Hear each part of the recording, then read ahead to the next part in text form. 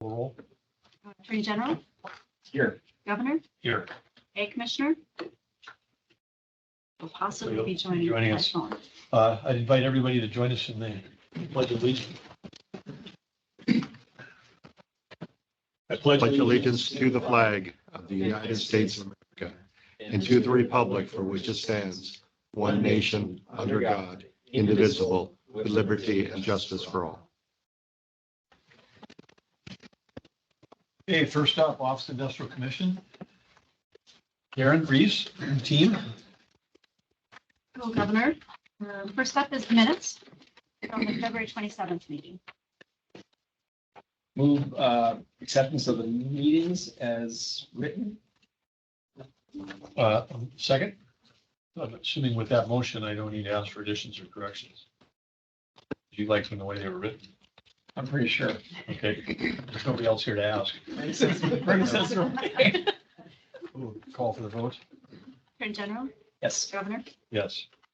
Motion carries. All right. You guys have a lot of things going on in your busy world, and you're going to give us an update on what's happening. yes. As we continue to transition and transform the administrative office, we thought it'd be a good time for an update on a number of projects that we have going on. And then some things that were positioned with the Industrial Commission in the last session, as well as the efforts that we are undergoing related to leadership succession at the Bank of North Dakota and the Department of Mineral Resources. So Reese has put together a great presentation, and I will turn it over to Reese. All right, so on your first page, on your attachment 2, we provided the updated org chart for the Industrial Commission, but I was also asked to identify where our advisory boards were. So on this slide up here, we've added just a marker showing where your advisory boards are. Of course, the Industrial Commission has 8 advisory boards across its various research and development programs, also the Bank of North Dakota Housing Finance and Public Finance agencies. So 88 individual advisory board members did all of those boards. Also providing a dashboard overview of all of your managed funds and where we're at with commitments and uncommitted dollars.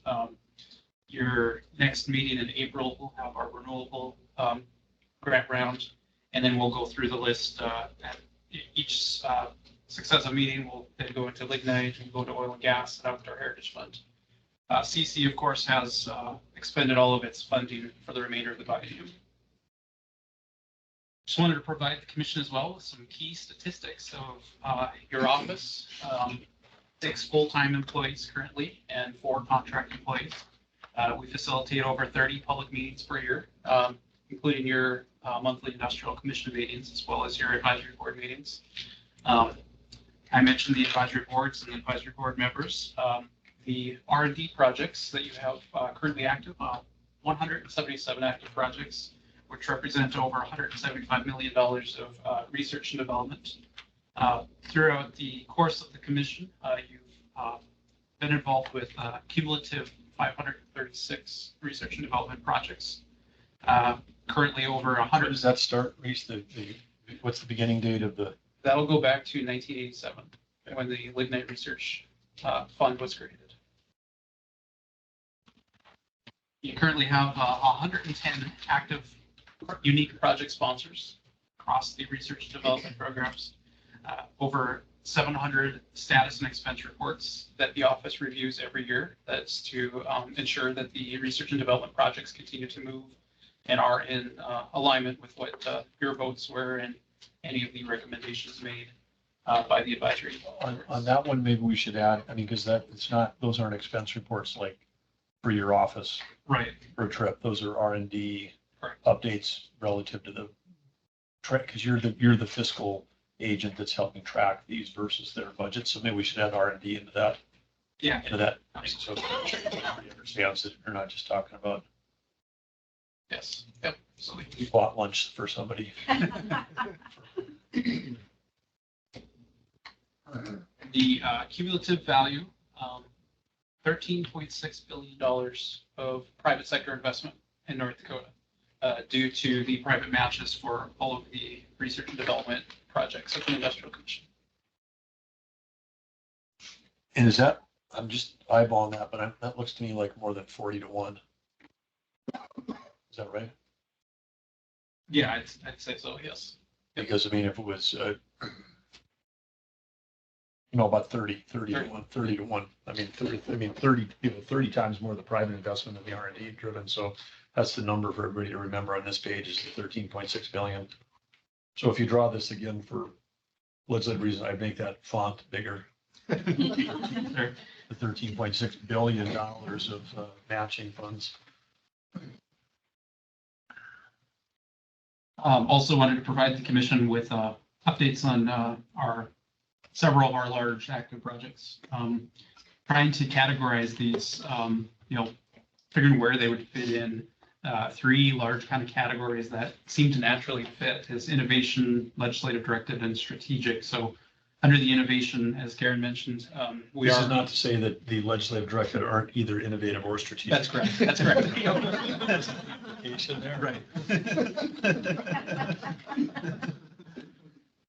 So in our work to innovate in our workflow, our work process, and find more efficiencies, we continue our policy reviews and red tape reductions, anything we can be doing within our own policies or administrative rules to,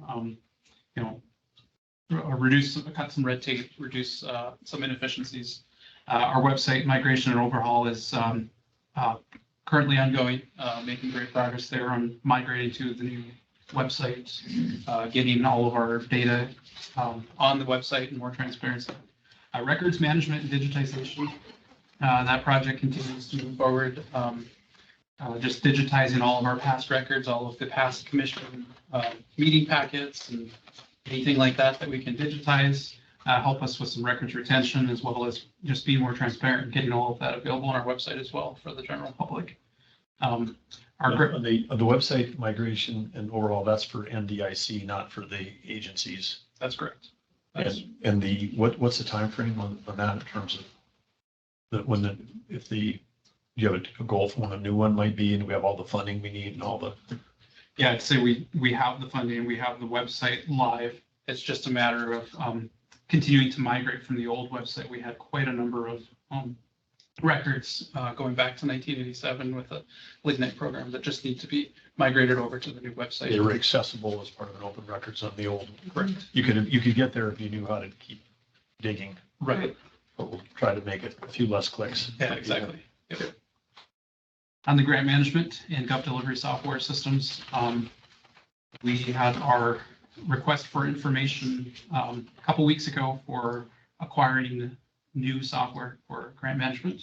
And Brenna's been leading that for us on behalf of our office. We had 24 respondents to that. So we have quite a number of providers that are interested in providing us that service. We're currently in the process between Brenna and Aaron and myself to kind of vet through those and narrow down the list to identify a few that could be candidates for giving us some demos. And you're coordinating with NDIT? Yes. Because we've got, as we've discussed, there's a number of grant management systems already in use around the state, at least 4 different ones, and we're trying to have you guys be the lead engine to get us to the next gen. Correct.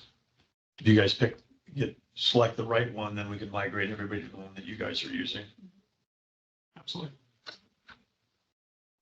Some of our legislative directed, our gas capture program, if you recall, last session, they converted the $3 million tax break to a $3 million grant through the Industrial Commission, through the Oil and Gas Research Council. At one of your previous meetings several months ago, we had the new policies approved. So that is currently ongoing. We're expecting that at the summer meeting of the Oil and Gas Research Council, we'll start to see some interest in applicants for that gas capture program. Rare earth and salt cavern studies continue to move forward, and I have a kind of a later update on that one. CO2 education and outreach project. We're starting the executive team process for that later this week. So on Thursday will be the first meeting of the executive team to kick that project off. And then on the EV recruitment and retention study, I believe Karen wanted to provide. Yeah, we actually have that a little bit later on the agenda, and that study is complete. The report is done, and with your approval, that'll go to legislative management by March 31st. Back on the gas capture, will this have its own little ring? Like, I mean, will this be considered a managed program like you've got on the third page?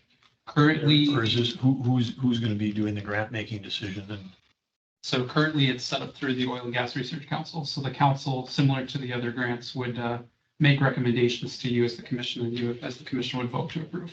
but it's showing that they've got a 1,375,000 left, but they have the 3 million on top of that, this new program. will Yeah, go so in the way that was set up at the end of the, toward the end of the biennium, we were capped at 14.5 million a biennium for the bucket to fill.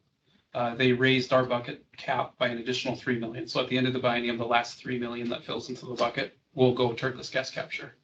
So it's not there yet. But it will fill. If we did nothing else, this 1,375 remaining could turn into 4,375. Correct.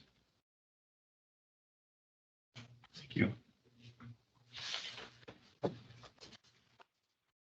So on our outreach efforts, for our research and development, we continue, to provide more outreach. We're looking to provide more transparency, more marketing for the results of the research and development that goes on at the commission. So it's not just a report that sits on a shelf, that the results actually get communicated to industry, communicated to the general public, where they can, further add value. Grid resilience and innovation partnerships. So Claire and I have been pretty busy on that front as well, just building relationships with electric transmission providers, using our IIJA grants to leverage additional resources and investment into our electric grid.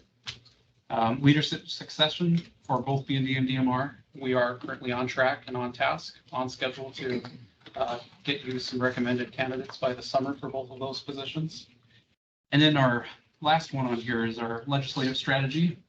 We know there's quite a bit of turnover planned for the legislature, but we also see opportunity in that to offer more education and outreach early on to really help build support for the Industrial Commission for our next legislative session. So that work has already begun. I would just add on the Bank of North Dakota president position, that position specifications with they were published 2 weeks ago. The applications are coming in, and we'll have probably a 5-week period that will remain open, targeting the week of May 13th for the final interviews by the commission.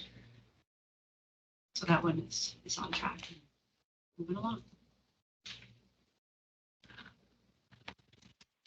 And on rare earth and salt cavern, we've kicked off a rare earth project, $1.5 million for additional studies on rare earth elements and additional delineation of where in the state we can expect to find the rare earth concentrations.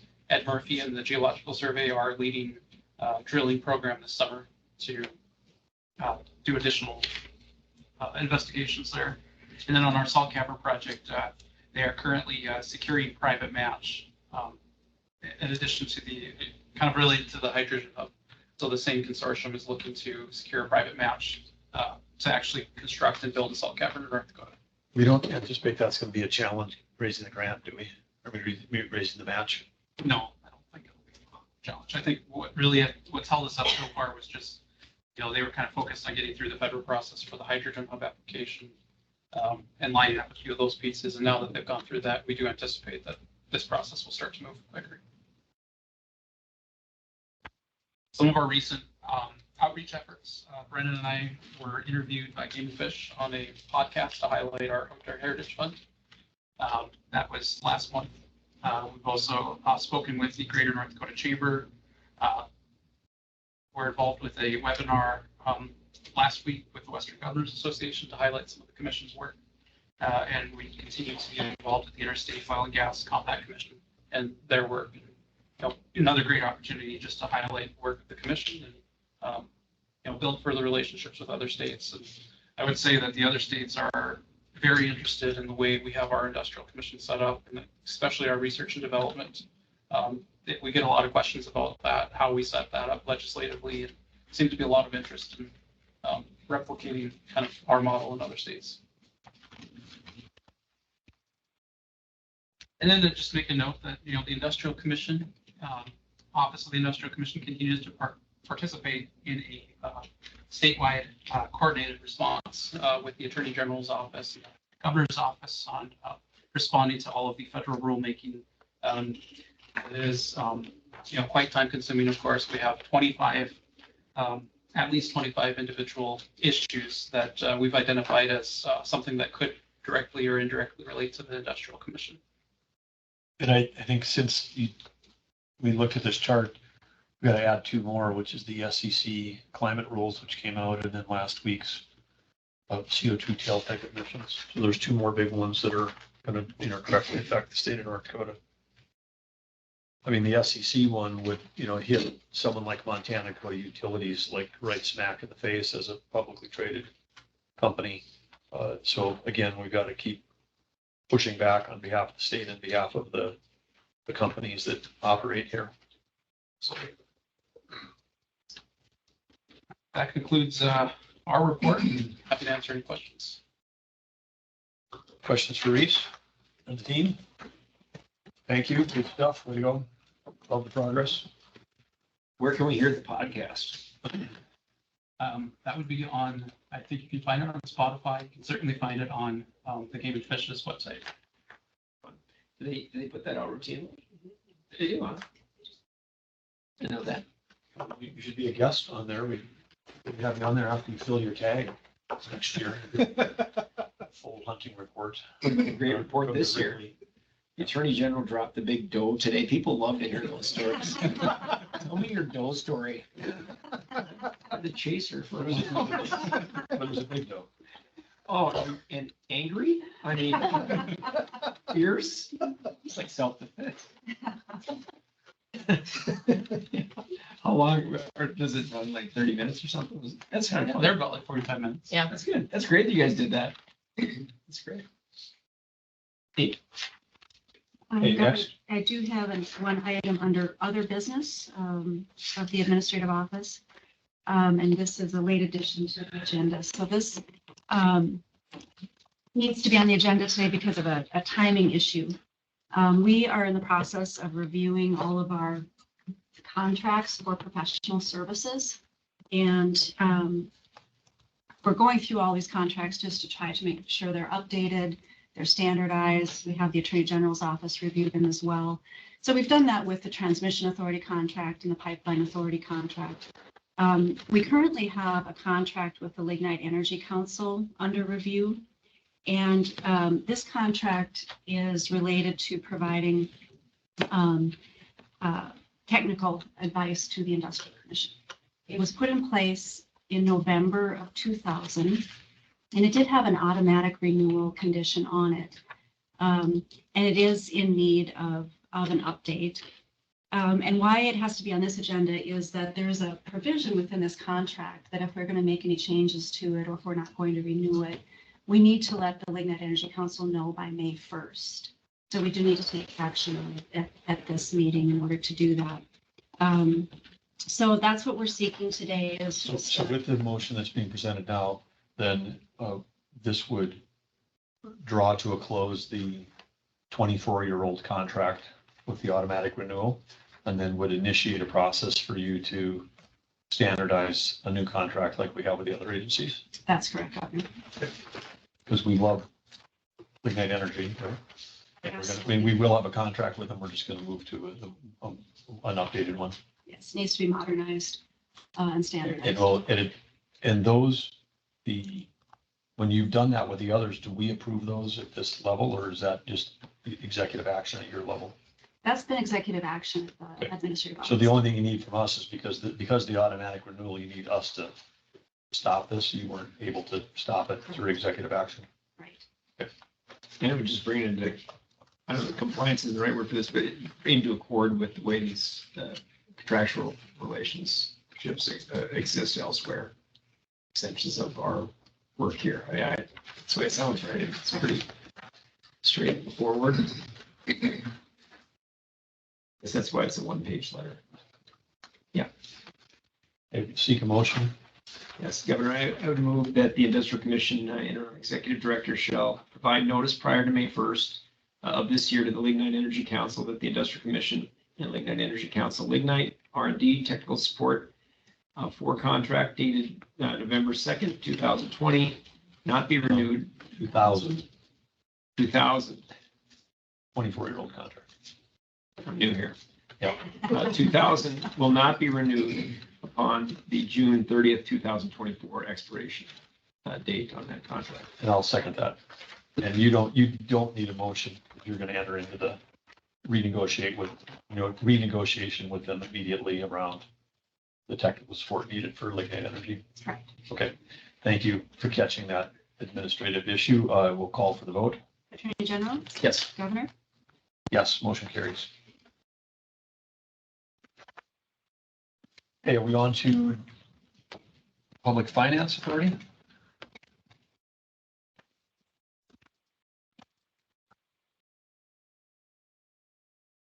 Hi, Deanne. Good afternoon. How are you?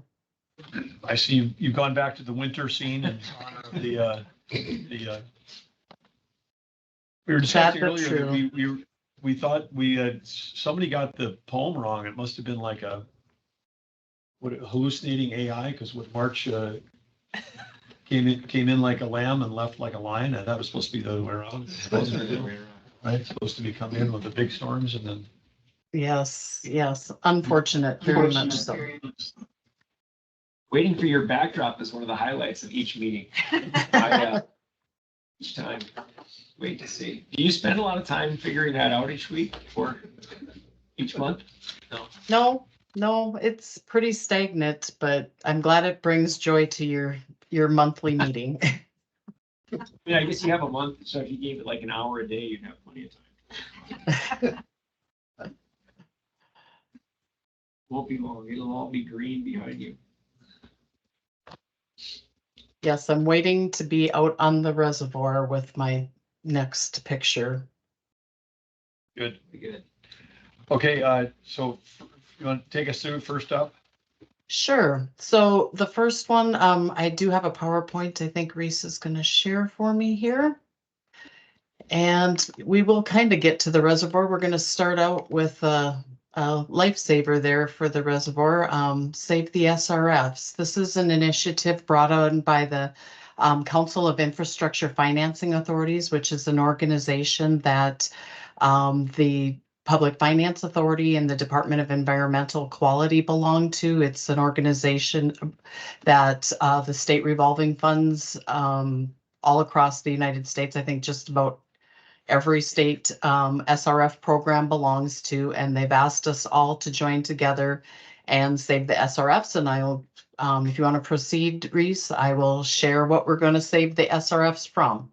Congressionally directed spending, community funded projects, earmarks, all the same name for, and I'll probably just refer to them as earmarks. And just want to go through, I've kind of talked about this a little bit over the course of the last 2 years, and just want to show you what CFA, and that's what Council of Infrastructure Financing Authorities, I'll refer to them as CFA, is the acronym that we call them by. If you go to the next slide, please, Reese. So from 2018 through 2021, the federal appropriation for all the SRF clean water programs, you can see, was $1.6 billion. And then in 2022, that's when the comeback of earmarks came into play. And that's where you can see where the earmarks were then taken from those federal appropriations for the state SRF programs. And as you can see, from 2022 to 2023 on the clean water side, those earmarks grew from $443 million to $863 million. And then just recently on March 9th, there was a appropriation, and we believe these numbers aren't set in stone. This is kind of the CFA organization's estimate of what everything is looking like. So that's why we've got an asterisk next to the 2024 numbers, but we believe it'll be reduced by about, the earmarks will be about $794 million. And then on the next slide, you can see what the drinking water program is looking like. Again, the states were allocated the $1.1 billion each year from 2018 through 2021. And then you can see the impacts of those earmarks from 2022 and through 2023 and 2024. If you want to go to the next slide, please. And that, oops, you must have gone one too far there, Reese. Did I lose a slide in there? There should have been, That's what she means. That's different from. okay, well, anyhow, there's supposed to be one about loan forgiveness, because really what, We've got it in our deck. okay, so there's, should be a slide 4 in there, that should be showing, oh. Let's see here, really the two impacts that to North Dakota are that it reduces the no-cost funds that are available to combine with the bond proceeds that help us keep the interest rates low on all the loans that the Industrial Commission approves. And the other thing that it impacts is the loan forgiveness that's available to the disadvantaged communities. And so this just illustrates, you can see what happens to North Dakota. The Clean Water Program, 2021, was receiving $7.7 million. And then that smaller number is the amount of loan forgiveness then that was available to the communities in North Dakota, the $777,000. And then to illustrate then when that reduction to the allocation to the states, then North Dakota only received a grant of $5.6 million. And then it impacted the loan forgiveness to the communities was reduced. And then again in 2023, can see the impact further. And I think the other important thing really for the Clean Water Program, which that is what funds lagoons, sanitary sewer, stormwater. The real big impact there is there's not very many financing sources for those types of projects in North Dakota. So any of those cuts are really felt by communities that have projects of that nature. And then the loan forgiveness, there's really not grants available for stormwater projects. There's not grants available for sanitary sewer transmission lines. So it is really felt. And then the next slide just illustrates the drinking water program as well. You can see the cuts to the grants and then the correlating cuts to the loan forgiveness. We are very grateful that we have the Department of Water Resources and the cost share program that partner with it. So it's very helpful to have that. But again, those earmarks are making a huge cut in what North Dakota is receiving. And so the next slide here shows what the earmarks have done for North Dakota these last 3 congressional appropriations. 0. North Dakota's been the recipient of 0 earmarks. And you've seen then the cuts that have been made to North Dakota's allocation of the SRF funds. I'm going to do the next slide, please, Reese. So I wanted to also, I know one point in time we talked about loan forgiveness and just kind of wanted to share right now there is that bill, the bipartisan infrastructure law money. And this is what they're saying is making up for that at this point in time. And I do see what happened is it looks like the old slide deck got put in here. So that's why that one slide was missing. But anyhow, this is the bipartisan infrastructure law money that North Dakota is receiving. And after 2026, there will be no more of this money. Clean water, this is the supplemental money that North Dakota is receiving for those 5 years. We are required to provide loan forgiveness of at least 49% of that money that's received. So that money won't revolve. It'll have to go out as essentially a grant. Next slide, please.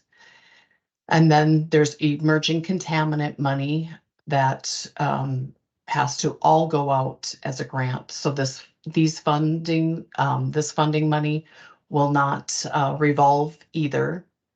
But obviously, we're grateful to have that money and be able to put that money out the door. And then the last bucket of bill funding is the lead money. And there we're going to be we've been receiving $28 million a year. The struggle with that money is that the lead service line inventories aren't due until October of this year.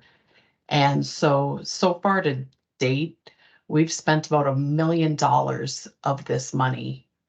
And we have to apply for that 2024 grant by next October. And as you can imagine, there's a lot of communities that don't know how much lead that they have.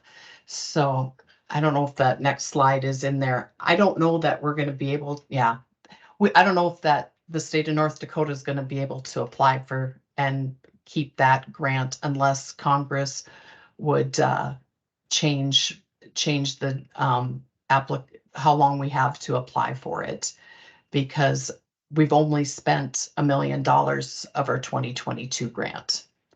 So And I the really, reason why, and if Deanna, the reason why we've only spent 1 million out of the 28 million was because we had no one locally applying or no one locally qualified, or the criteria is we don't match the criteria. we have a lot of cities doing their inventories. We have not had a lot of cities doing their actual lead service line replacement yet. Bismarck's done lead service line replacement. Grand Forks has a $375,000 loan. Dickinson is in the process of applying for a lead service line replacement loan, but it's lead service line replacements to individual homes. So as you can imagine, it's really slow going. And they don't allow for partial lead service line replacements. So if you're going down a city block and if 2 houses don't want it replaced, you can't replace just from the main to the curb stop. You can't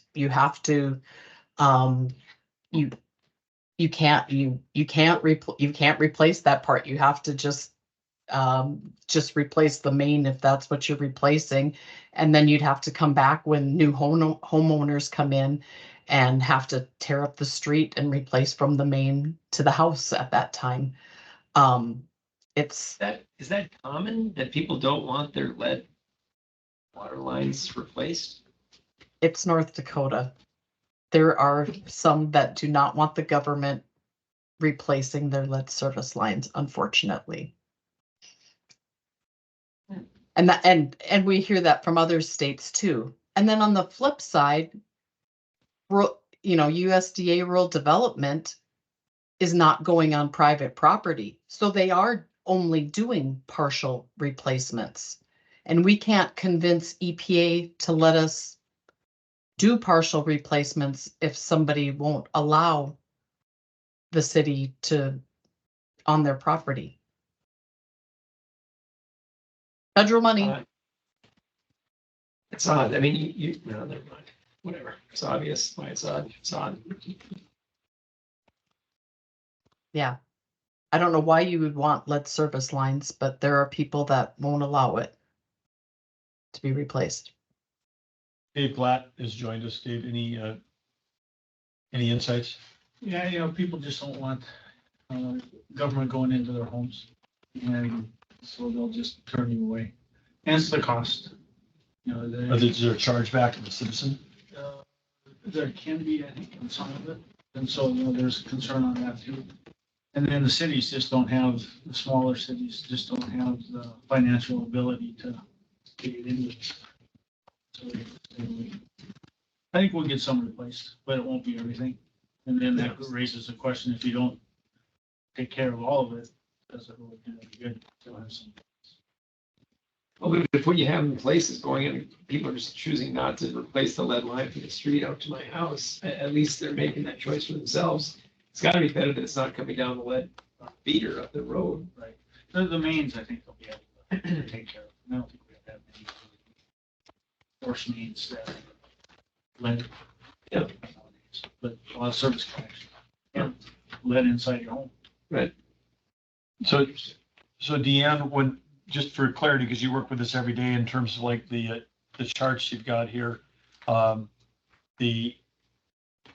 there's if the drinking water called the 28 million with a mandated loan forgiveness, which is another word of a grant. So half the 28, the 14.1 becomes a grant.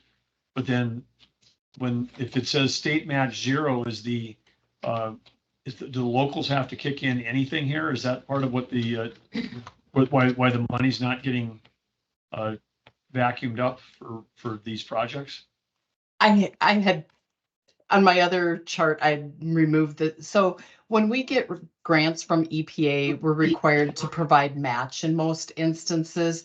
And for this one, we're not required to provide any state match.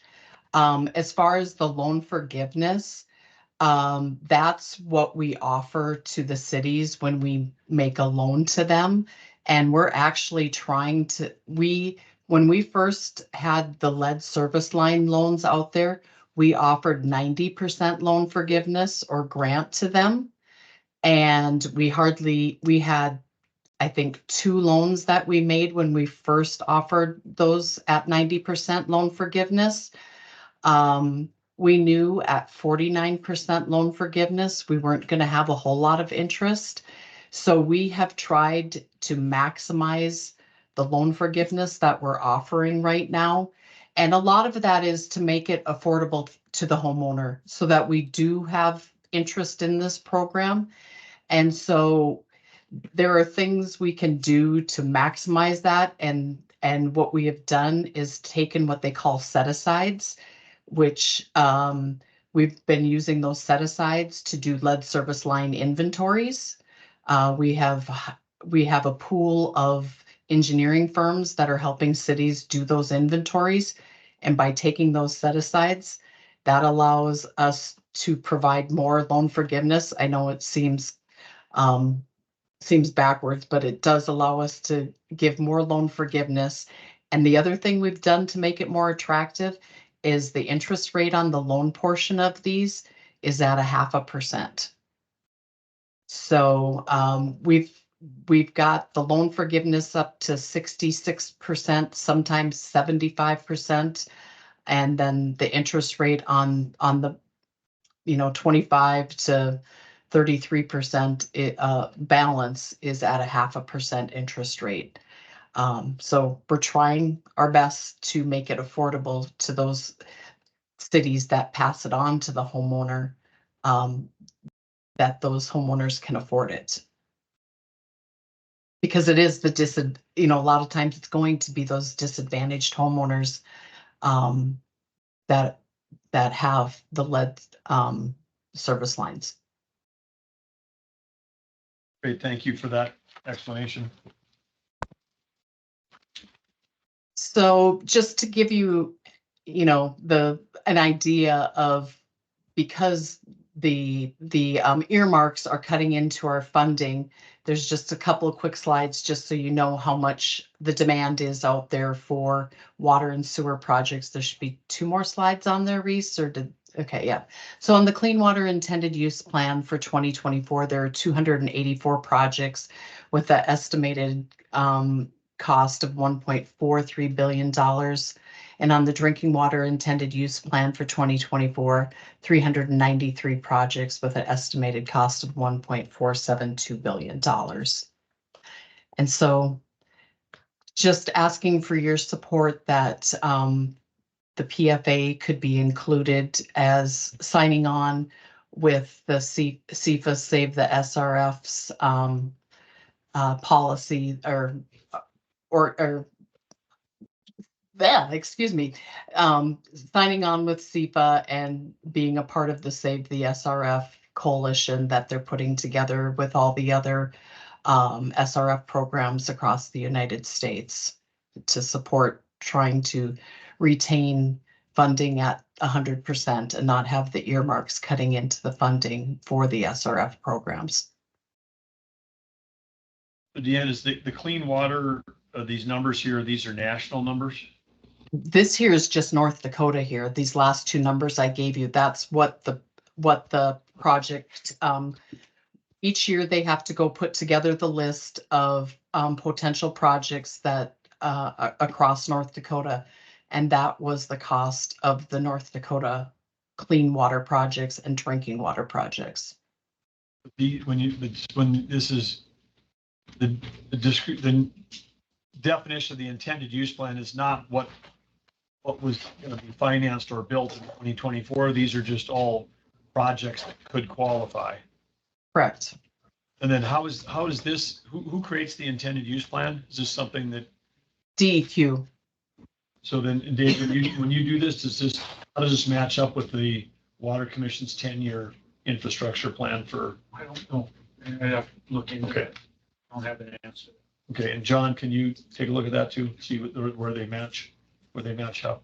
I mean, they wouldn't be doing the clean water stuff, but on the drinking water, maybe there's some. Similar projects, but they are different. Yeah, it'd be interesting to see if there's any that ended up on the intended use one that aren't coming to the. Yes, Yeah. there's categories on that the- overlap, like water supply would overlap and rural water supply would overlap.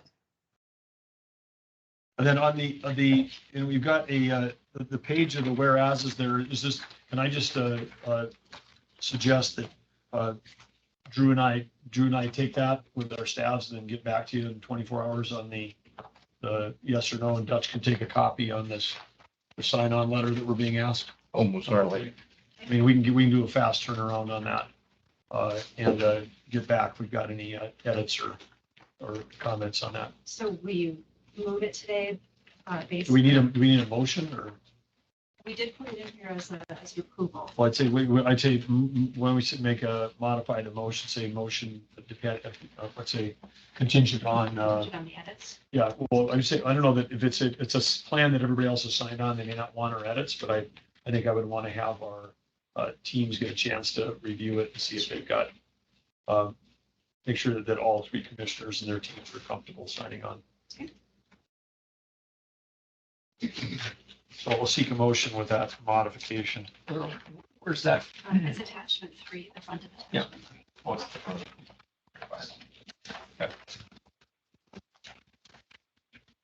I do move that the industrial commission approve the request for the North Dakota Public Finance Agency to join support the Council of Infrastructure Financing Authority's effort to encourage funding for the CWSRF at congressional authorized levels of $3.25 billion each for the federal fiscal year 2025, with the understanding that we would have an opportunity in the next 24 hours to evaluate whether we want to make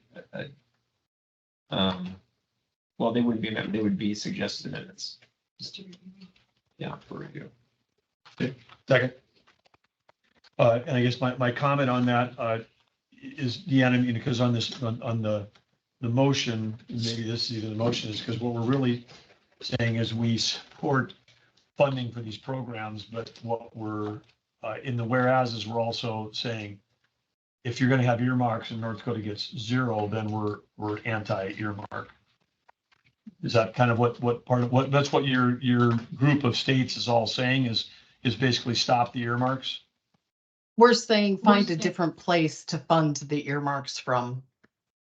Okay, so you're not because they're pulling cash out of this particular fund and then using it to fund other.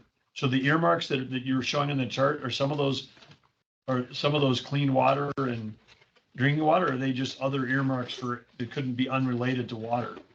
They are related to water at this point in time. But they're also bypassing that intended use plan that ranks the projects. But they are, at this point in time, as far as we're all aware, they're all related to clean water and drinking water. But they are taking money away and not being a part of the process that all the rest of the projects are a part of. So there's, and particularly in a small rural state like ours, where we've got a lot of projects that might qualify high on these lists, then they're essentially, with that, they're cutting the funding in half. They approve a level of funding and then they cut it in half because the earmarks sort of pull out half the money, and then everybody's scraping for the remainder. Correct. Okay. Yeah, All right. it's made. Okay. We'll another comment, Deanne? No, I was just gonna say, it's a cut of 6.5 million to the drinking water program and 3.7 million to the, clean water program compared to the 2021 levels that we had had in the past. So it's effectively, it's turned into a big cut for North Mhm. Dakota at a time when federal spending's gone up, our share has gone down. Correct. Okay, we'll call for the vote. Attorney General, Yes. Governor, Yes. Motion carries. And then commissioners and team will get those back to Industrial Commission. You'll get them to Deanne. Thank you. You're welcome. Next up, we're still with you, Deanne, on the approval of the bond series resolution. Attachment 4. Yes. We have a resolution for up to $315 million. We are looking to issue bonds, looking to be as economical and efficient as possible, looking to issue up to $225 million of new money, and then to refund up to $90 million of the 2015 bond issue. The 2015 bonds aren't callable until July. So if we can get by without needing new money for the clean water program, we're going to try to wait as long as we can and try to do them both in one bond issue so that we only need one rating. So we have one resolution right now, and we're going to hope to do these together and be as efficient as possible. And that's the resolution before you there. And if the economy, rates change, we will not refund those bonds if things change between now and the time we would be able to refund those bonds. Got it. So is there Karen, I'm seeing under attachment 4, I'm seeing the actual resolution, but I'm not, is the, it's just so moving the resolution. okay, all right. So moved. Got a motion and I'll second it. So we have a motion and a section for which is shown in attachment 4, which is the resolution to authorize up to $350 million for North Dakota Public Finance State Revolving Fund Program bonds. Call for the vote. Attorney General, Yes. Governor, Yes. Motion carries. Okay, the last item is a change to our credit policy. Our attorney, in reviewing bond documents for the city of Grand Forks, had recommended that we make this change so that our credit policy reflected what actually occurs. The city of Grand Forks, and it does happen occasionally from time to time with other cities, but they pledge just either their water revenues or their sewer revenues. And when they have other bonds outstanding in their coverage certificate, to make sure that they meet the 110% coverage, they have to transfer in some of their city sales tax. And we have allowed for them to do it because it is allowable in their sales tax ordinance that they can use their city sales tax for their water infrastructure. And so in C7, or excuse me, C7 of our policy, it's been recommended to amend it to allow the transfer in of other revenues to meet the coverage requirement. And our advisory committee recommended approval of this amendment to our policy. Okay, we have a motion? Yes, I move that the industrial commission approve the recommended changes to the NDPFA P-7 regarding qualifying revenues for the purpose of calculating rather debt service coverage, and amend the policy to state that net operating revenue for the appropriate enterprise fund the most recent audited fiscal year must be equal to or greater than 110% of the amount needed to pay the average annual debt service on the municipal securities and all other debt payable from and secured by the net revenues, provided that the PFA, in its sole discretion, may allow other revenues authorized by statute for payment of debt service on the municipal securities, for example, retail sales and or use tax, to be included by a political subdivision in calculating the 110% coverage test. Second. And so Deanne, you're not, you're holding fast to the 110% debt coverage, but with your discretion, if they've got an alternative source like sales tax that they're willing to pledge against those bonds, then that's when you'll do the waiver. It's not, I wouldn't call it a waiver. We're allowing them to include that transfer in to meet the coverage. Okay, so it's not a waiver, but when you're saying transfer in, they're not just saying, hey, we've got other revenues. You're actually requiring that they make an action that moves those revenues into the fund that then meets the 110% test. Yes, yes. So you're essentially giving them flexibility to make assurance on the capability for payment. Yes. Okay, great. Any other questions or comments?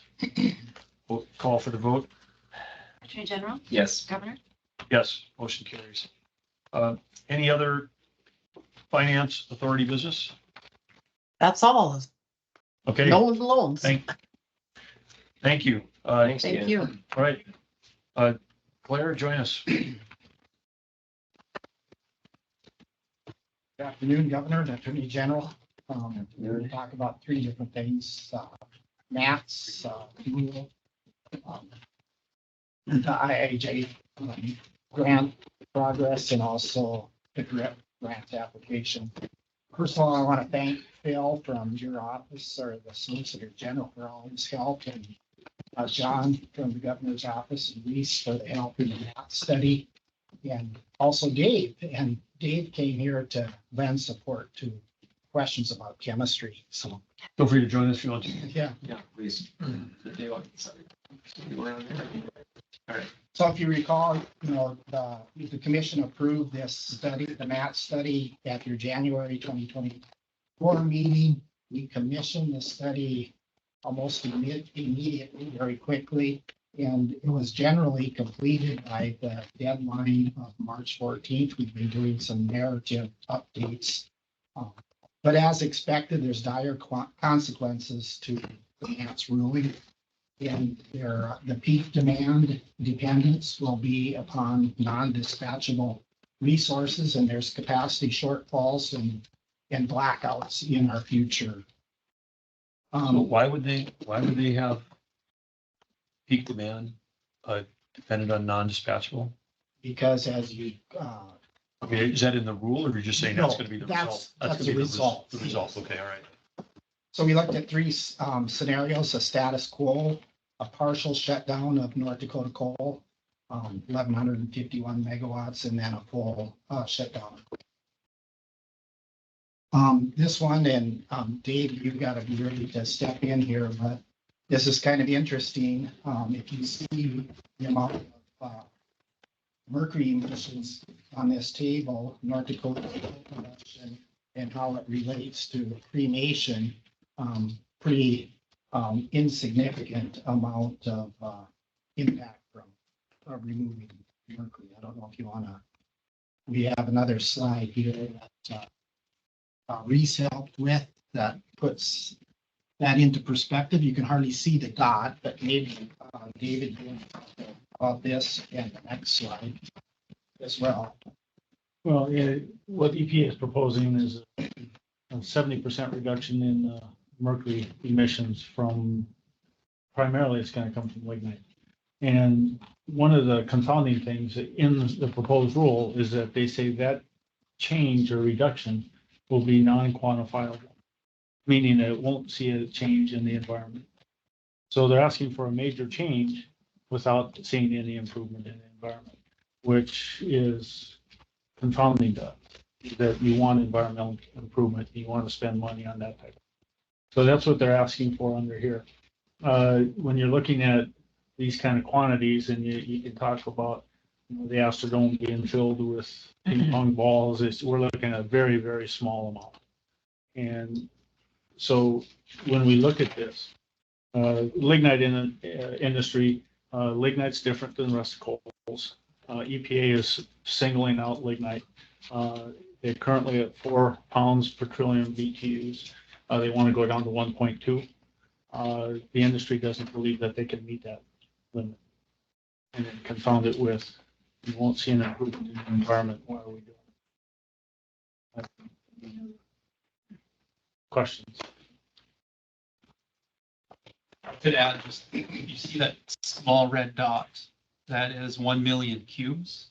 That one dot represents one part per million. What we're talking about right now, the current standard is 3% of that red dot. So that tiny red dot, 3% of that is the current standard that we're meeting. And they're looking to lower it even more to 1% of that red dot. And on top of that, there is question whether or not the technology can even get to that level. So it's not a good rule. So they're mandating something that may not exist, but I mean, this is, so that this really isn't about cleaning up the environment. It really isn't about utilizing the latest, greatest. This is really about trying to shut down baseload energy.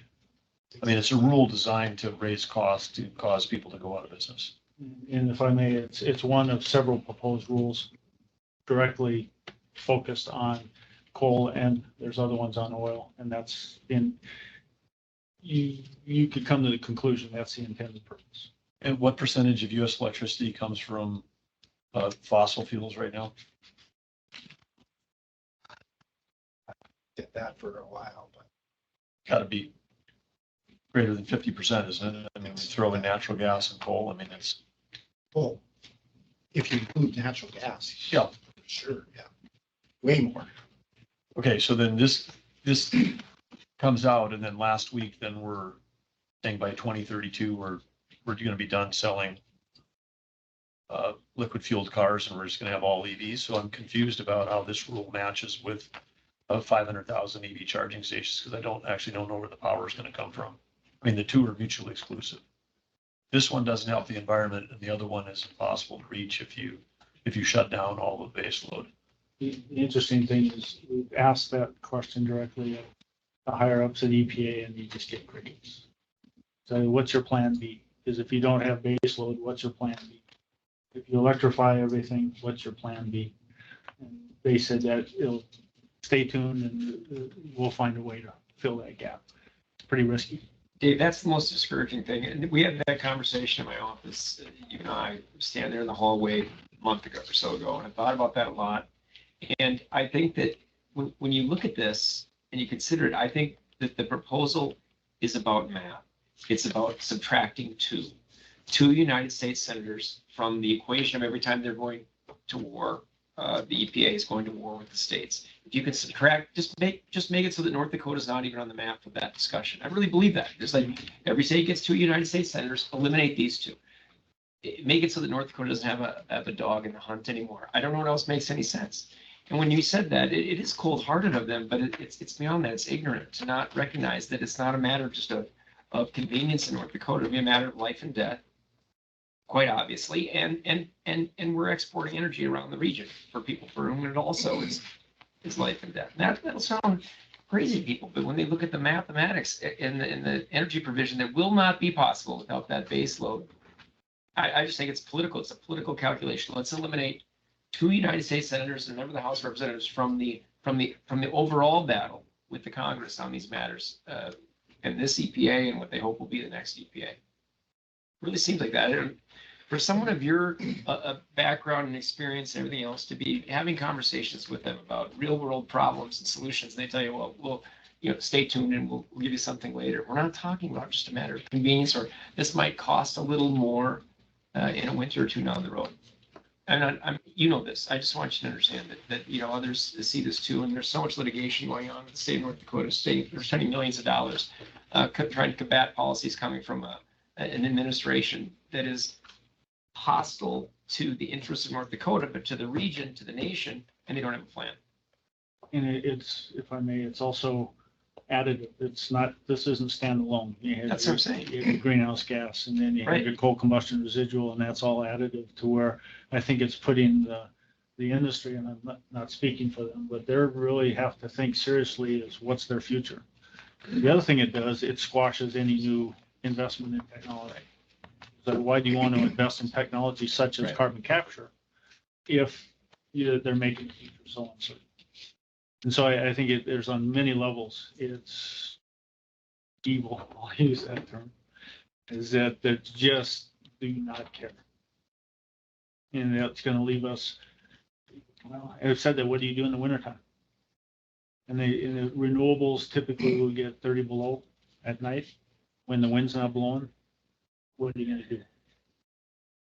Well, the other thing that if this were to go forward, the other thing that assuredly this does is it raises the cost to every American, because you're going to drive electricity up and you're going to drive reliability down. I mean, it's just simultaneously be paying more for something that's less reliable. And then I would guess when we have, we've been spoiled by having a grid that's had high reliability, but if you get into decades of low reliability, everybody's going to, I mean, I think we should just get into the generator business, and everybody's going to have liquid fueled, fossil fueled generators on every home, and everybody that can afford one is going to want one. It's not just hospitals and critical infrastructure. It's going to be everybody. I mean, they'll force that, but it's the people that can afford it the least. I mean, the people with low income are the ones who get the hardest in terms of their heating costs and their electric costs. Attorney General, you mentioned safety and, this Yeah. part of the country, that's very, more important than any place. But the other thing that I've been hearing more about on my calls is the Department of Defense is concerned. So another part, our national security, Yeah. we host a lot of those things north of us here on the border. They need electricity, reliable electricity. So Reese looked up, it's over 70% is fossil fuels. Of base load Base load. electricity, Yep. yeah. Thank you, Reese. Well, I love the illustrations of the dot and the ping pong balls, so I'm kind of trying to picture a Astrodome filled with 30 billion ping pong balls, and then how long would it take you to, I mean, Find them. it'd be much easier to find 30 needles in a haystack than find 30 ping pong balls out of 30 billion, but that's, I guess, why they call it parts per million, right, Dave? Parts per billion. Parts per, this is parts per billion that we're working on. We're starting to talk about parts per trillion. But they're smart too. I mean, they're not wise, but they're smart. They know that. They know that it's not going to move the needle. It's so ideological. It's so ideological and so ignorant of an entire sector of our economy and part of the country where it won't be habitable anymore. And there will be people in this country who'll think, well, that's just being hysterical. It's not being hysterical. It's serious. Can you, on the quantities they're trying to achieve through this rule, can we go back to the cremation slide? Because I want to make sure that everybody understands that comparison. Because in North Dakota is the bottom line down there. That's if you shut down our entire coal industry. And if I'm reading that right, then what we would be, About 1/10 of cremation And that's nationwide. nationwide. Yeah. so it'd be 10 times more effective to shut down cremation in America than shut down North Dakota's coal industry. Okay, well, Get your head around that one. we're not, I'm not anti-cremation. I was going to ask. To be clear, that's not what I'm, I thought this was a great thing to be able to remember. Well, right, but even looking up there, I mean, even look at where we're waste incineration. Looks like, what is that, gonna be 40 times more effective? Yeah. Probably than shutting down North Dakota Lignite. I mean, basically, everything on the chart, shutting down everything on the chart is more effective than shutting down North Dakota Lignite by multiples and multiples and multiples. Because if we really want to go after it, let's stop cement production. Okay, let's, I can't even do the math quick enough on that one, on what that would be. 500 times. Yeah, I really do. I think there's no political calculus. They want to make us, it's not irrelevant when you have two really effective United States senators who are there, who are in this fight nationally, and a member of the House, and we've got a long line of them who've been in on this fight too. The governor's been here a lot of years, and I've been here too, and so I've inherited, I appreciate the governor's leadership on these issues, and I've inherited coming in here long line of industrial commission members who have gone through these battles, but it's pitched now to hear everybody talk about it. It's more pointed than ever. And you look at these things and you say, this is not lost on them. I don't know how else to look at it. They look out and they say, how do we eliminate, just get 2 people in the United States that are not interested in this anymore, because it will just eliminate the industry up here. And the problems are going to persist. It's interesting. North Dakota it's not like we produce a bunch of energy for the country or food for the planet. So I guess I can see why they would write us off. Yeah. But it should be concerning to everybody. What's that? JK. Yeah, JK. Yeah, I know. I know. I know. We are feeding it through the room. That's my point. And like I say, there's no plan B. And so it should be concerning to people. It's the height of political cynicism. I really believe it. Nothing else makes sense to me anyway. I look at it and think there's nothing else. They're not addressing any of the problems that they want us to be focused on. And there's going to be ruinous harm. And it's coming. And so I want to commend, like I said, the governor and the people who sat here before me and commend the legislature to set aside resources so that we can do what we have to do. We have to go to war in the courts against our federal government. And, that's And a you battle that mentioned people have spending pitched. millions, but I mean, I know as we're working on the budget for next year, if this administration were to be, if there's another second term of the Biden administration, we're gonna need tens of millions of dollars for the AG's office. There's no question about it. We're putting together a budget right now. And tens of million would be a bargain if you could stop them, because we're talking billions of dollars of GDP that is at threat of being erased here. I mean, and you'll never be able to attract capital to come to our state if we don't have all the $60 billion that's trying to come here needs electricity. Big time. And they're coming is because they think we have electricity when others don't. And if all of a sudden we go to where we don't have it, then all that money just goes away. So there's so much at stake here. To be our new motto, come to North Dakota, we'll have electricity for years. Yeah. For so many months. So, and then this is just one of 8 of the initiatives to kill coal. Yeah. So, Well, they're coming from every direction. I'll tell you, every one of the president's cabinet officers, in line with the president's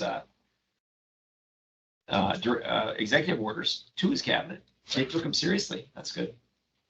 But I think JK. I want to broaden it because it's not just about one fuel source. I mean, this really, Right. if it's all fossil fuels, even those sources that have been decarbonized, then you're basically attacking baseload electricity, which is such a, in the name of we're trying to do something that helps the environment when it doesn't, because you'd kill our own economy, and then B, we know that, China's opening up a coal plant every 2 weeks.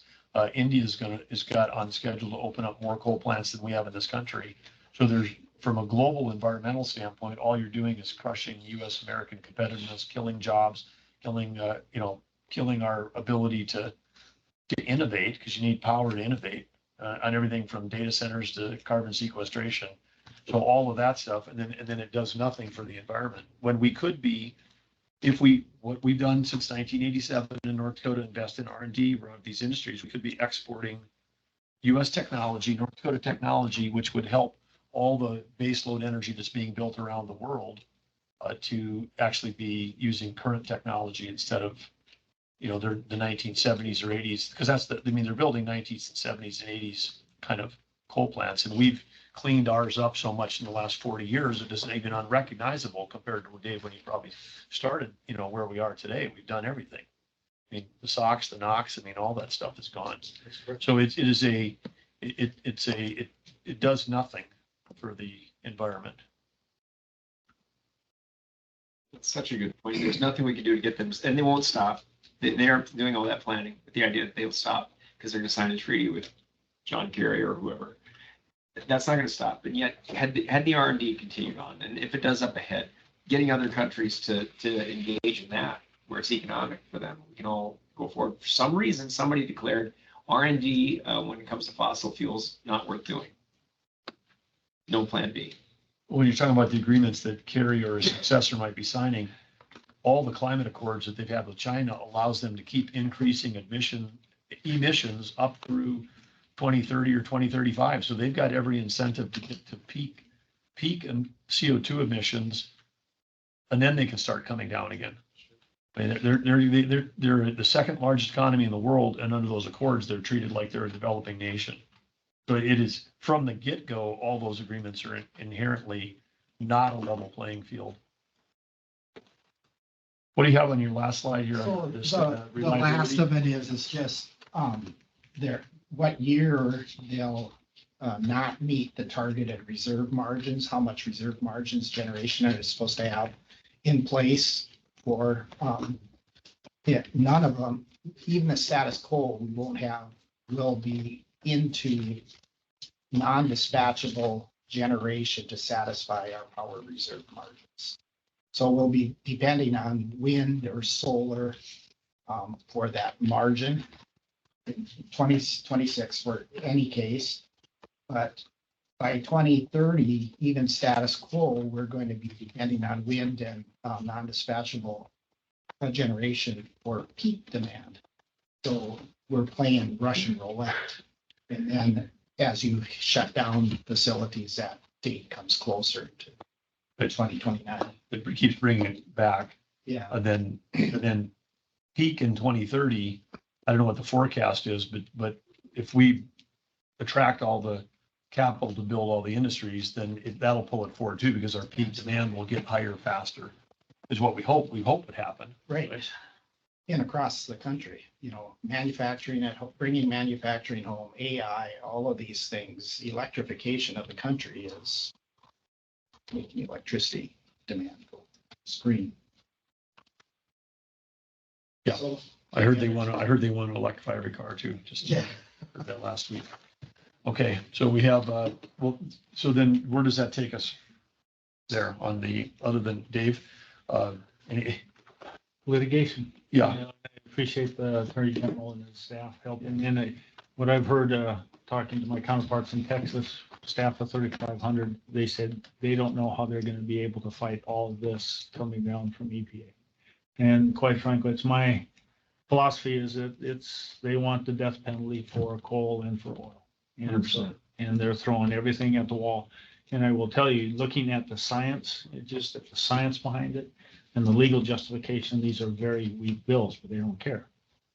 They just want to get to the court and confuse everything and make the future uncertain. So then those that are investing in it have to decide part of this.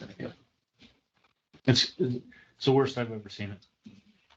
Well, and they keep printing money. They print money. It doesn't matter. They just keep printing money. They have as much money to litigate the Department of Justice and whoever else they want. They just go after us. And the United States, we have to make choices. We balance our budgets. And so we make choices about how much money we're going to put into it. But to the governor's point, there's not a lack of will. And again, I keep saying, but I thank the governor for his leadership on this and other matters. And he's quitting. He's leaving. He doesn't care anymore.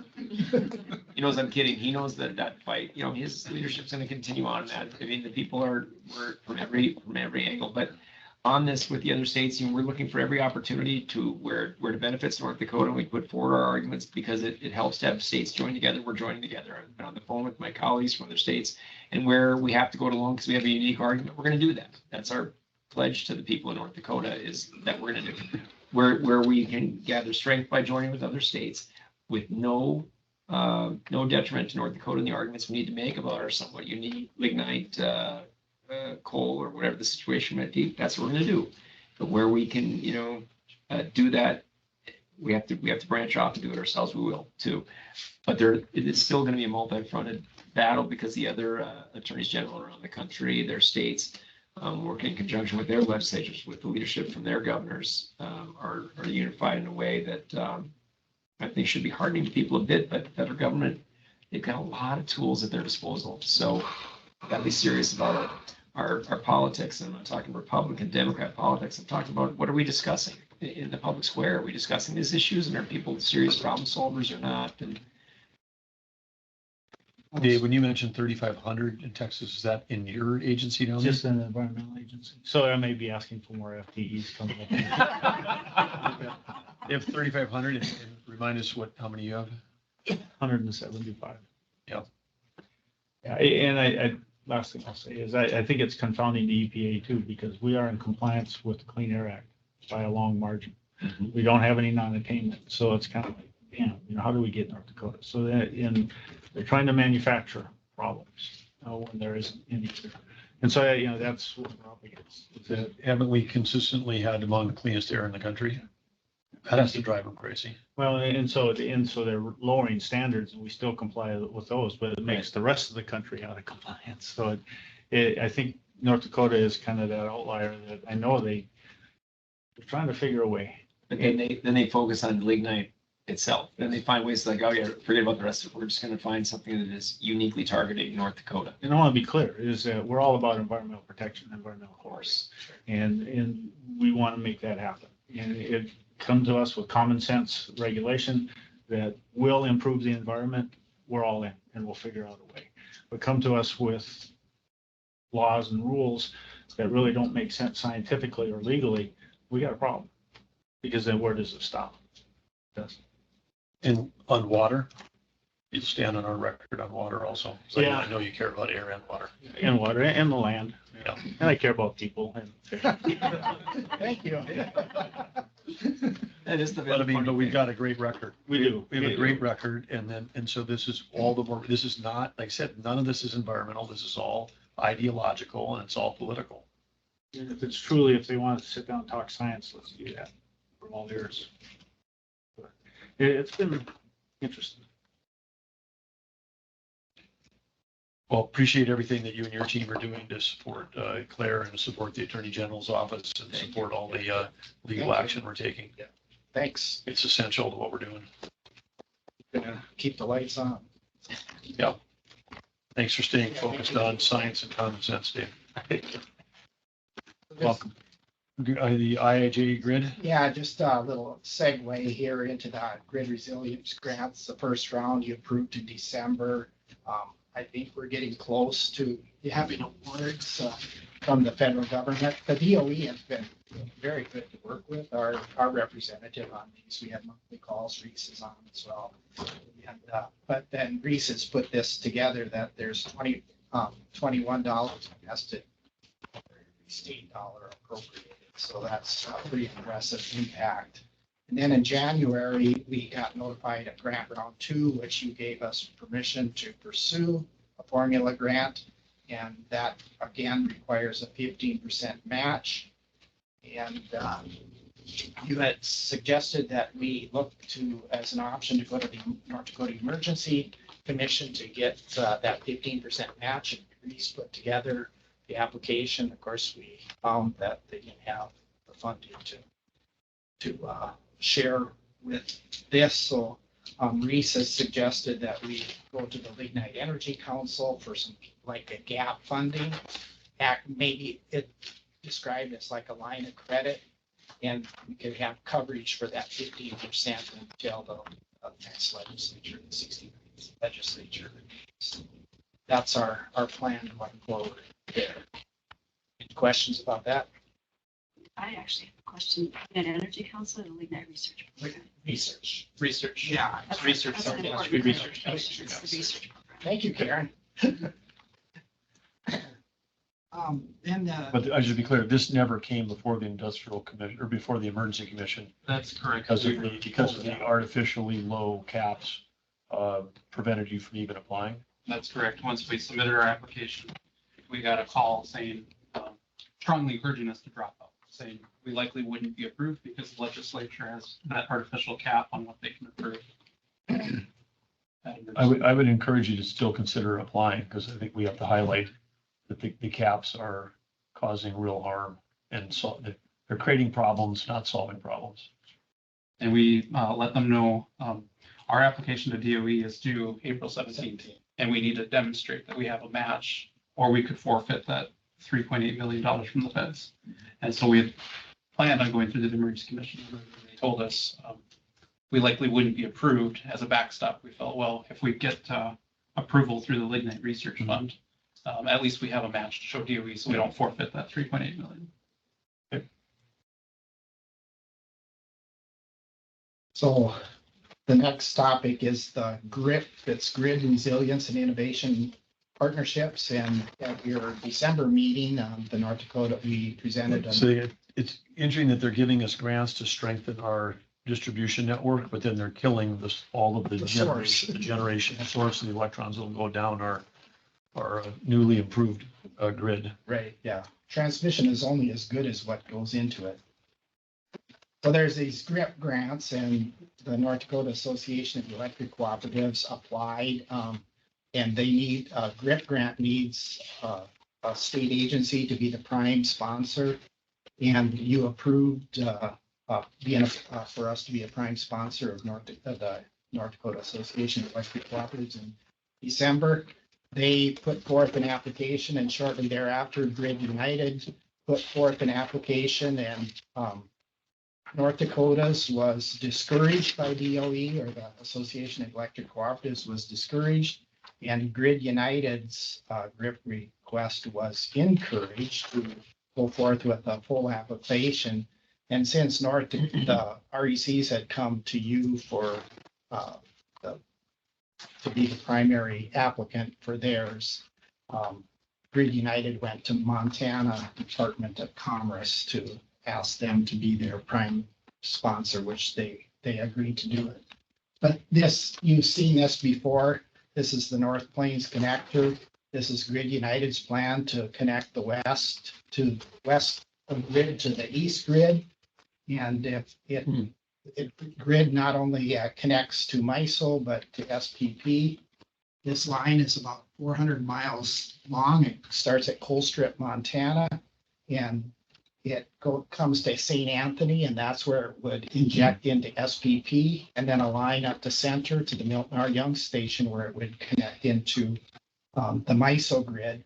It has the capacity to carry 3,000 megawatts of power. And 1,500, their thought is half of it into MISO and half of it into SPP. As I mentioned before, the Montana Department of Commerce is the primary applicant. Reese and I have been on calls, joint calls with them. They a multi-state support for their GRIP application would be very valuable to them. North Dakota is a benefactor, of course, to bring that much transmission capacity. It can go both ways. Opportunity for more generation development. And Grid United has been very progressive about working with the local community, looking at training programs with the United Tribes Technical College and Bismarck State College. And they are also working with the tribes, Standing Rock in Montana to facilitate some transmission infrastructure for them to connect in. They would have development projects. So we think it's a good thing for North Dakota, a great thing for North Dakota to get a project like that in. Ultimately, they want to connect the West Coast to Northern Michigan, bring power connection all the way across. So we're asking for support, or permission to support and collaborate with Grid United and the Montana Department of Commerce in their application, official application. And then Grid United is made up of, who's the ownership? Uh, I don't know who the money is behind them, do you? I don't. It's big money. I Yeah, don't yeah, know. they're, Is no, it Michael is Scott, it investor owned or is it a co-op or is it a? they're, it's a independent, it's not a utility. Independent Independent transmission transmission. developer, Okay, and they're headquartered in Houston. Michael Skelly, I don't know, maybe you've met Michael Skelly, the CEO is up here on once a month practically. but not non-government, private sector. Right. Okay, So great. if you compare it to generation, it'd be like what Rainbow Energy's doing. Double Creek. Yep, got it. You have a motion? Yes, sir. Governor, I make a motion that the Industrial Commission accept the recommendation of the Transmission Authority Executive Director and authorizes the Office of the Industrial Commission and Transmission Authority to apply as co-applicants with the Montana Department of Commerce for a Grid Resilience and Innovation Partnership GRIP application. Second it. Questions or comments? Call for the vote. Attorney General, Yes. Governor, Yes, motion carries. Thank you. Thanks for your support. Thank you, Claire. Yeah. Work stuff. Hey, E&D. Welcome, team. Good afternoon. Great. Hi, how are you? Todd will be here today. Right. You're toddlers. We're toddlers today. Well, I hope you well. Yeah, well, oh, thanks for not coming. That's what I should do. Yes. Keep listening in. Yeah, you will be. Todd, we're talking about you if you're listening.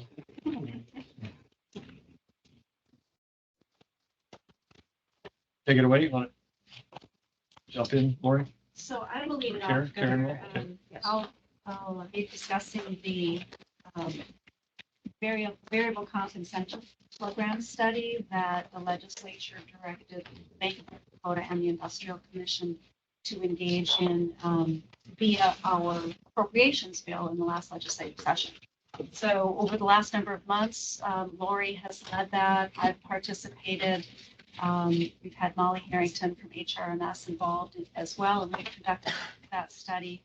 And what we're bringing to you today is the final report from that study and looking for your support in approving, bringing that study to legislative management as required by March 31st. So the key consideration with that, or the key conclusion of that study is that the state would benefit by providing more opportunities for variable incentive compensation to attract and retain talent in state government. So that's a key finding of the study. And then specific to the bank, of course, any such plan would be developed in conjunction with the oversight of the Industrial Commission. And then also, if any such plan were to be developed, it would have to be approved by the Industrial Commission. So those are the key components or the key results of the study. And I say, and Lori and Karen, I had a chance to read the plan and talk to Todd about it. I think that what's unique about this is compared to what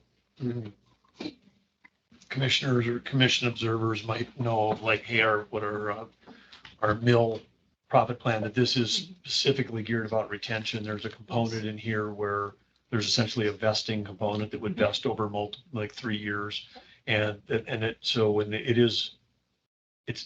It's not just, hey, we need more money. This is actually designed as a retention program where people are building, I want to say equity, but they're building up a potential for a bonus through longevity is what we're doing. And I think that, I don't know, we don't have Molly here. I don't think we have this anyplace else in the state. And for that alone, I mean, and for Drew, who's, hopefully you're spending all your time fighting the federal government and are reading about comp plans. I would say whatever, I mean, I think my takeaway is that this vote today is nothing more than us saying, hey, this is going to be presented to the legislature as a recommendation as required by the law that was passed. And then any action of any actual plan will come back before this body at a future date. Correct. That is correct. That's the way the motion has been structured as well. All right, and that's on attachment 9. I think you're making a, excuse me, an important point that this is not a bonus plan. This is a recruitment and retention strategy. And very critical to the bank, but also other agencies were interested in how that would work for them as well. Yeah, and I think with people that have, haven't worked in markets where you've have retention plans, and I, for most of my career in the private sector, it was always in industries where non-competes were always struck down by law. You couldn't have them. You could try, you could have it like you got to stay here, you got to whatever. In extreme cases, if you could pay somebody to not work for someone else, but you basically were still paying them to not work.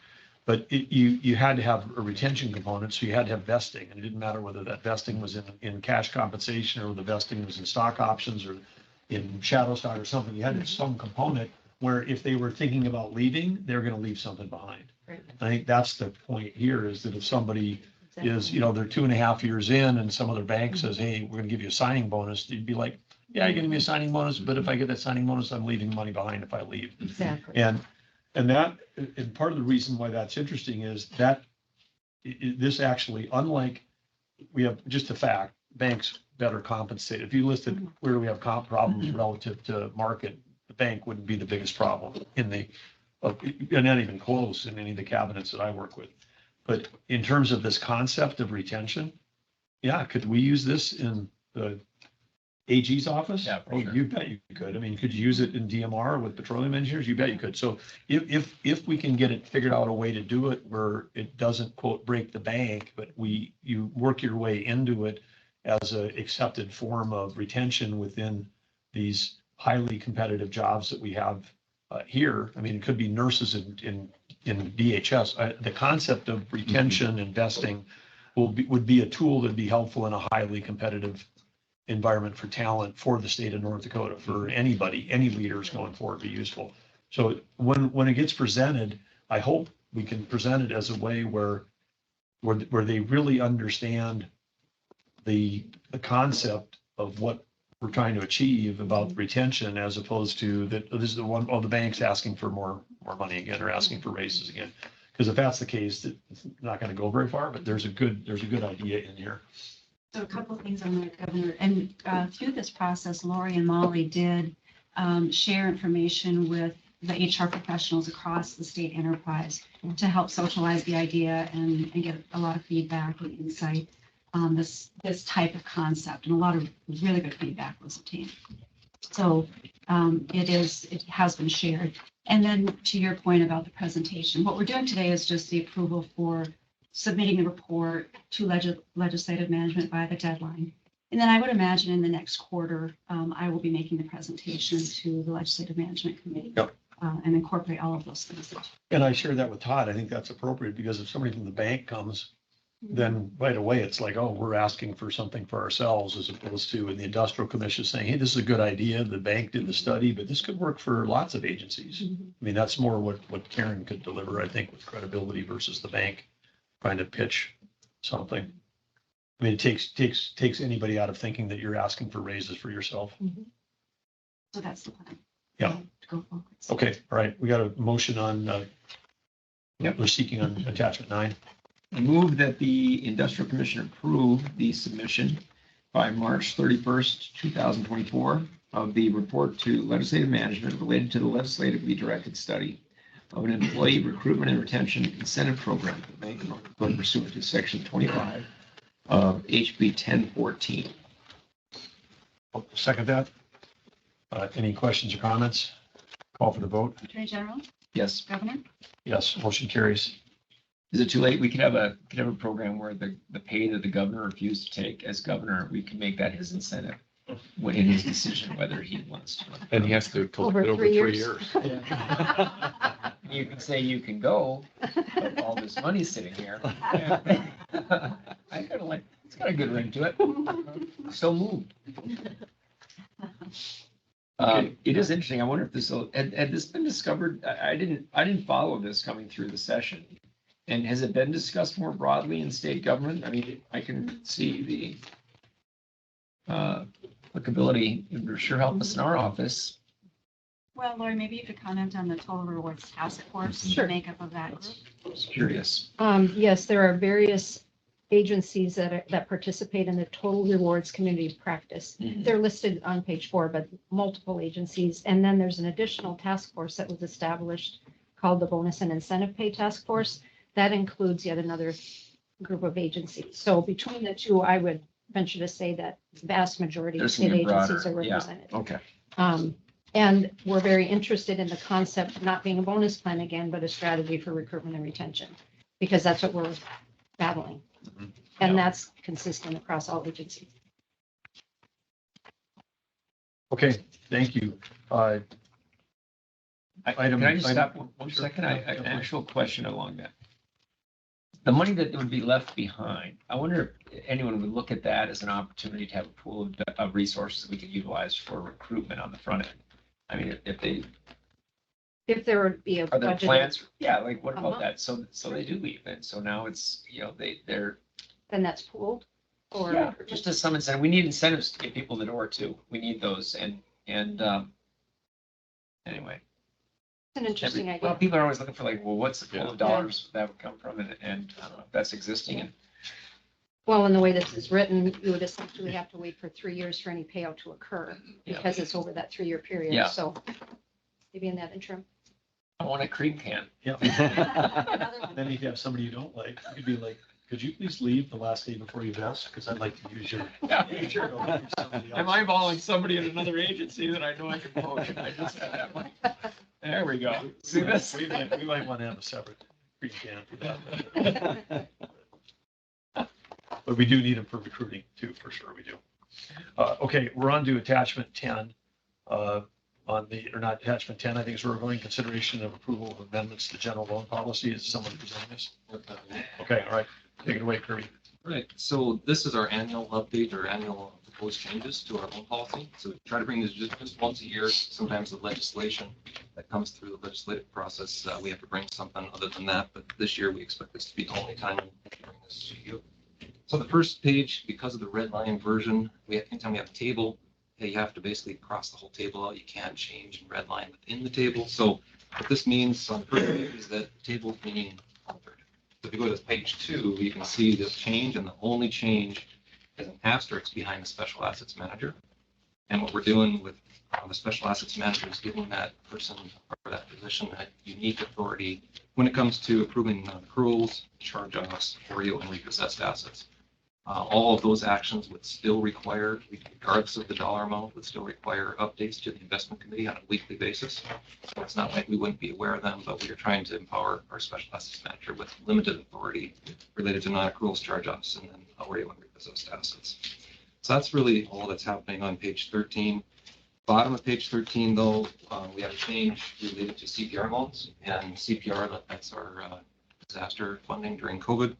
And since we're no longer originating those, we thought it was appropriate to remove that language. This has to do with the approval of those loans, and we, of course, are not originating any new ones. So we propose to remove that. The next change is on the bottom of page 21. And this is where we're going to specifically note special asset manager authorities for non-accruals. And that the fact that that authority is reviewed annually by the CEO. And it is approved, and we have it documented every year. We do it in early January every year, not only for special assets management, but for all the business bankers as well. So that's the non-accrual piece. You flip to page 23. Can I go back to page 10? The red line on page 10 on the table for the chief credit officer is meant to be what? So that's where, that just happens to be where the middle of the table is at. The red line functionality only crosses out the entire table. You can't actually, within it, because it's an object. That's what you're saying. So The whole table is being replaced. redlined essentially. It's being replaced by the Replaced by the one on table on the next page. 13, correct. Okay. And the only change you'll note is the asterisk for special assets. Okay, now I understand what you were saying. Okay. I read it to me because I was. Well, my authority is not going away that I'm aware of, so I've had a lot of jokes about that. He's eliminating himself from I even tried to get the line to go diagonal and that wasn't possible, so. That's a software issue. We tried to do red lines so you can see exactly what it was. Because when I veto stuff in the bill, I do it at an angle, but I just I have a ruler and I have a red pen and I just really fun to drive it across there. Could have done that. Feels- Okay, so I think we're on page 23, and this is where we're talking about charge-offs. In that first paragraph on the top of page 23, specifically says that any loan amount that is being charged off has to be approved by the investment committee.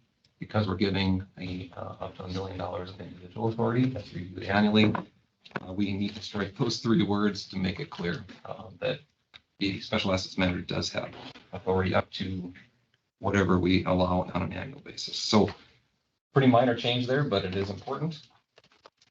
The next section on page 28 is the biggest changes we're having here to policy, and this has to do with environmental risk. This actually came out of a Better Now task force.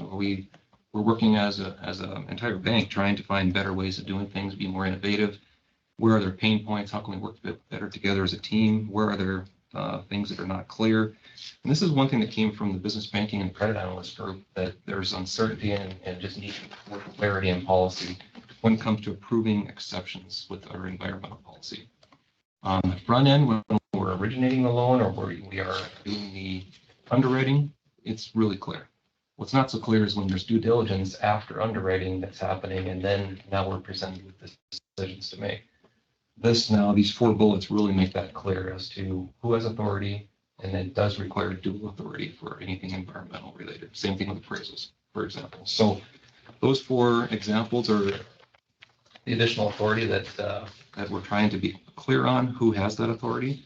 On the top of page 29, when it comes to environmental questionnaires, you often see some adverse answers on the questionnaire. It doesn't necessarily mean that we're not going to move forward. In some cases, it will preclude us from moving forward. Other cases, it won't. It's very subjective. And what we're doing here is we're trying to empower our bankers to make some decisions. And but in many cases, if it's really in the gray, this will lay out that it probably needs to be decided by me or the credit analyst manager who reports to me. Make those decisions. So that's basically environmental. I'll go into the questionnaires, but any questions so far? Still with you. Okay. So environmental questionnaires, this is something we require on everything over 100,000 per policy. In the past, when it comes to ag land, we have largely exempted a lot of environmental due diligence. We just haven't had much risk when it comes to ag land. But our policy has specifically said bare farmland. Well, it begs the question then, if it's only for bare farmland that's exempt, what if it has improvements? What if it has, not only buildings, but it has a sea cleaning station? What if, if it has that type of improvements, do we then require environmental due diligence? And our answer is no. We really not have seen any issues when it comes to farming related activities. Now, if there's an oil well that's put on ag land, that's different. That's not farming related. So we're trying to be really clear on this. We think it's something that'll clean that up and still continue to exempt farming because largely we just don't see any environmental risk with farming. And are you considering farmland different than ranch land? No, it's all considered the same. What's cropland, pasture land, ranch land, it's all It's all considered. covered under the same policy. That's correct. That middle paragraph again relates to CPR loans. We're proposing to eliminate that language for CPR. We're no longer originating those. And the last page is on page 42, and let me turn it over to Craig for the explanation on this one. He can probably explain it better than I can. Sure. On the last page, so the only change that we made to the interest rate on the beginning farm and chattel loan is to, in the fourth sentence down, a floor must be established.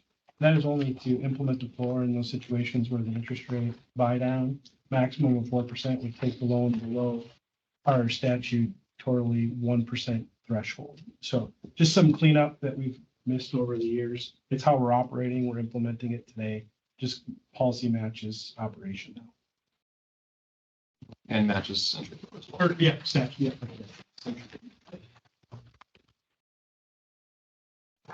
Okay, any other questions? No. Call for the motion. Move that the industrial commission approve the proposed changes to the Bank of North Dakota general loan policy related to the special assets manager authorities for non-accruals, charge-offs, Oreo and repossessed assets, the removal of COVID-19 paced recovery language pertaining to originations, environmental risk and questionnaire due diligence, and an interest rate floor on chattel loans under or chattel program. Second.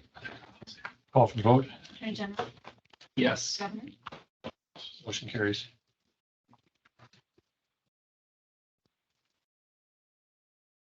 Okay, next up, we've got on the agenda, the Finance Committee minutes, and then we got the Audit Risk Committee minutes. Those were presented ahead of time. And then non-conventional advisory board minutes, so that's C, D, and E. Are there any questions, any comments from the leadership team about the minutes that were submitted? No comments on those. Okay.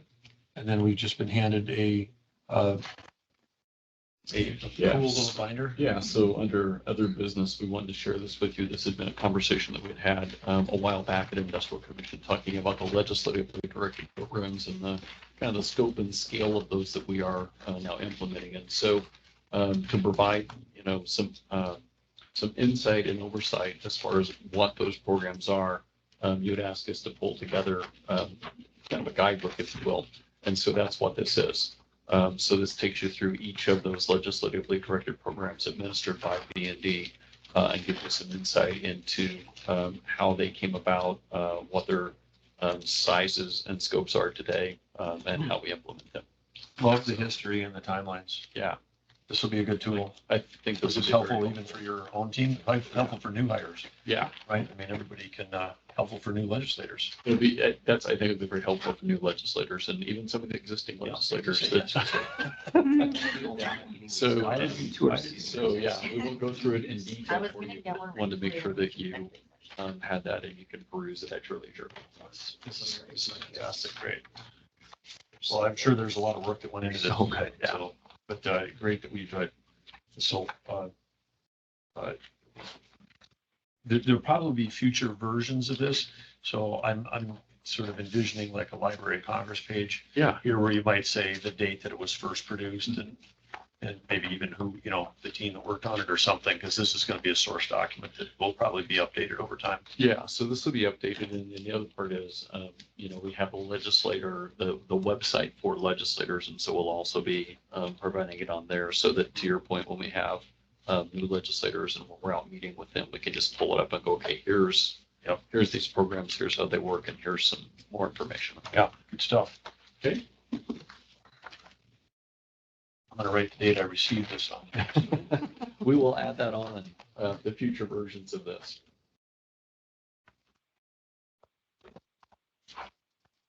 Say the 26th. 6.6. Thank you for that. Now we're going into exec session. So, Without my motion, we're not. we steal the power. How? The power's kind of radiating off of you. Commissioner Goring has kept this power all to himself all these years, making the motions, and I'm always seconding them. It's a real flip. It's, yeah. Flipper. Now all of a sudden, here I am. I move that under the authority of the North Dakota Century Code, section 6-09-35, 44-04-18.4, 44-04-19.1, 44-04-19.2, the Industrial Commission enter into an executive session for the purposes of Bank of North Dakota confidential business.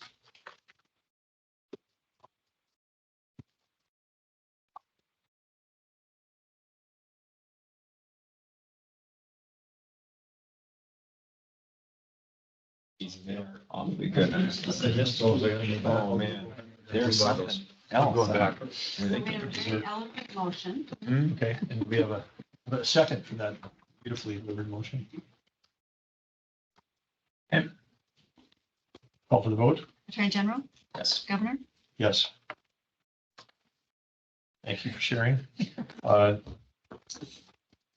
The commission is now meeting in executive session regarding B&D confidential business pursuant to NDCC 6-09-35 to consider those items listed on the agenda under Bank of North Dakota confidential business. Only commission members, their staff, commission staff, and B&D staff will participate in the executive session. Any formal action taken by the commission will occur after it reconvenes in open session. I remind the commission members and those present in the executive session that the discussion must be limited to the announced purposes, which is anticipated to last approximately 30 minutes. The executive session will begin in 2 minutes. We're back in open? We are. Okay, during the executive session for the Bank of North Dakota, a motion was made related to a confidential loan. We'll now take the vote on that motion. Attorney General, Yes. Governor, Yes, motion carries. Okay, welcome. Mark, Lynn, good to have you here. All right, good to be here. We will start with the one order we have for your decision this afternoon. It's order 33453, case 29902. I know I say this occasionally, but it's hard to overemphasize the importance of this order. This order is going to determine how production is allocated from section line or lease line wells across the state. So it's going to set that precedent. Now it sets it for one specific overlapping spacing unit, but it's going to set precedent. There are 1,432 wells already drilled and completed like this, and 2,145 lease line well orders that this will impact. So very, very significant in terms of the impact of what it does. There are two camps on how this ought to be done. One camp is about 85% of the wells that have been drilled, and the other one about 15%. And the order that we're bringing you today agrees with the 85% side. So I want to take some time. Oh, good. You got the slide up there. The order But that. let me stop you 1 second. You said it's setting precedent. This isn't going to be just maybe an establishment of an ongoing practice, though. I mean, I thought this is the practice. You said 85%. This is the practice of the vast majority. Yeah. In terms of how they distribute royalties. Yeah. It has never gone through the court system. Okay, It's never gone through the industrial commission. I see. It's just been industry practice. And it's been disputed quite extensively, I guess. We know of at least 3 court cases, one in federal court and 2 in state district court addressing the matter. And then there have been numerous cases that have tried to come before the commission, but prior to the recent decision by the Supreme Court, we felt like the jurisdiction was in the courts. We were informed otherwise in this particular case. So this 2560 in Charleston Keene is going to set a tremendous amount of precedent for the state. It's going to affect tens of thousands of mineral owners. And of course, it's going to, as the Attorney General pointed out, it's going to affirm the practice that we have encouraged that is followed, and also the practice that's followed by the federal government. But just to give you a bit of the history, go ahead. Again, that was, it's not new. It didn't just formulate and 85% agreed with each other. There was some precedent, if you want to call it, set, some guidance set, and it's been followed. Right. And 80, okay. Yes. Again, so by So a this- previous commissioner, how long? This goes back 10 years. Okay.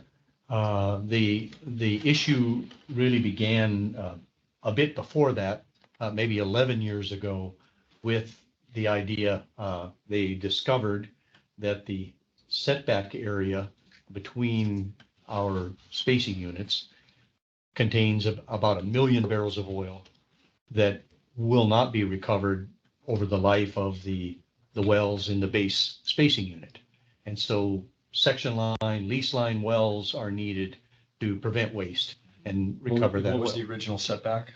The original setback was 500 feet on each side of the section line. So there was 1,000-foot strip, 2 miles long, of minerals with no well in it. And it would take more than a lifetime for the wells 500 feet away to drain that oil. So economically, a well or wells are needed in that 1,000-foot wide strip down the section line in order to economically recover the oil in a reasonable period of time. And so we're kind of getting into the technical aspects, but great. And that led to did you say over 2,000? That led to Over 2,145 orders so far. For and 1,400 There are some. probably, 1,400 some wells yes, that are going down those section lines in those 1,000-foot swaths. right. And there are dozens of these orders that we've heard that have yet to reach my desk to be signed, but they're coming. Yep. So we'll be at 3,000 soon. So this is the first and the only case that's gone through the complete hearing process. The original application was filed in early 2022. It was filed by Petro Hunt, and it was opposed by the Garris family, the Garris Trust out of Fargo. We held a hearing March 22nd of 2023. So 1 year ago. about a year ago. Yeah. It was an 1.5-hour hearing. All the facts in the case were laid out in the hearing. All of the legal arguments were laid out. There were post-hearing briefs. That all took an extensive period of time. But in holding that hearing, we found out that this case was also in district court in McKenzie County. And so we stayed your decision. I signed an order April 25th, 2023, staying your decision because it was in district court and it was easy to see it was going to go to the Supreme Court. And it did. So the district court dismissed the case and said they need to go to the Industrial Commission and go through the technical aspects of this. And the Industrial Commission needs to make a determination about this allocation process. That was appealed to the Supreme Court. That decision was issued last June. That was appealed to the Supreme Court, and the Supreme Court affirmed that on February 22nd, saying, yes, the Industrial Commission has the jurisdiction, which we weren't sure that we did under 3808. But they said the Industrial Commission does have the jurisdiction, and it's necessary for these parties to exhaust their administrative remedies with the Industrial Commission before they come to court. So February 22nd, 2024, so just over a month ago, Right. they kicked it back to you, go back to where you already were last March. Correct. Okay. So you're- that's the you're- legal process that gets us here. Started in late 2022. We had a hearing in early 2023. We stayed that decision, went through the whole court process. And just about a month ago, the Supreme Court issued their decision saying it needs to go to the Industrial Commission. So did you for this hear the determination. case again? Or did you go off the? We went off the full- previous full record. 90-minute hearing that you had the prior time? We consulted our Assistant Attorney General. We had a complete record from that hearing along with post-hearing briefs. There weren't any issues that we could identify. And no material differences from a year ago? Correct. Nothing changed. We went through the court cases and the transcripts of the court cases. There was nothing new or different presented there. So we're going off the April 2023 hearing. And can you describe for us again the fundamental disagreement that brought the original court cases? Yeah, so I have a slide. Hopefully it will advance. There we go. Is that 2 copies? Yeah, you have a paper copy there. I probably have one that I could hand you as well. My trifocals let me see that. So what we have, and I'm gonna, yeah, here's the second copy. Thank you, Mark. I'll go up to the screen here. What we have in this case is 4 what we call base spacing units.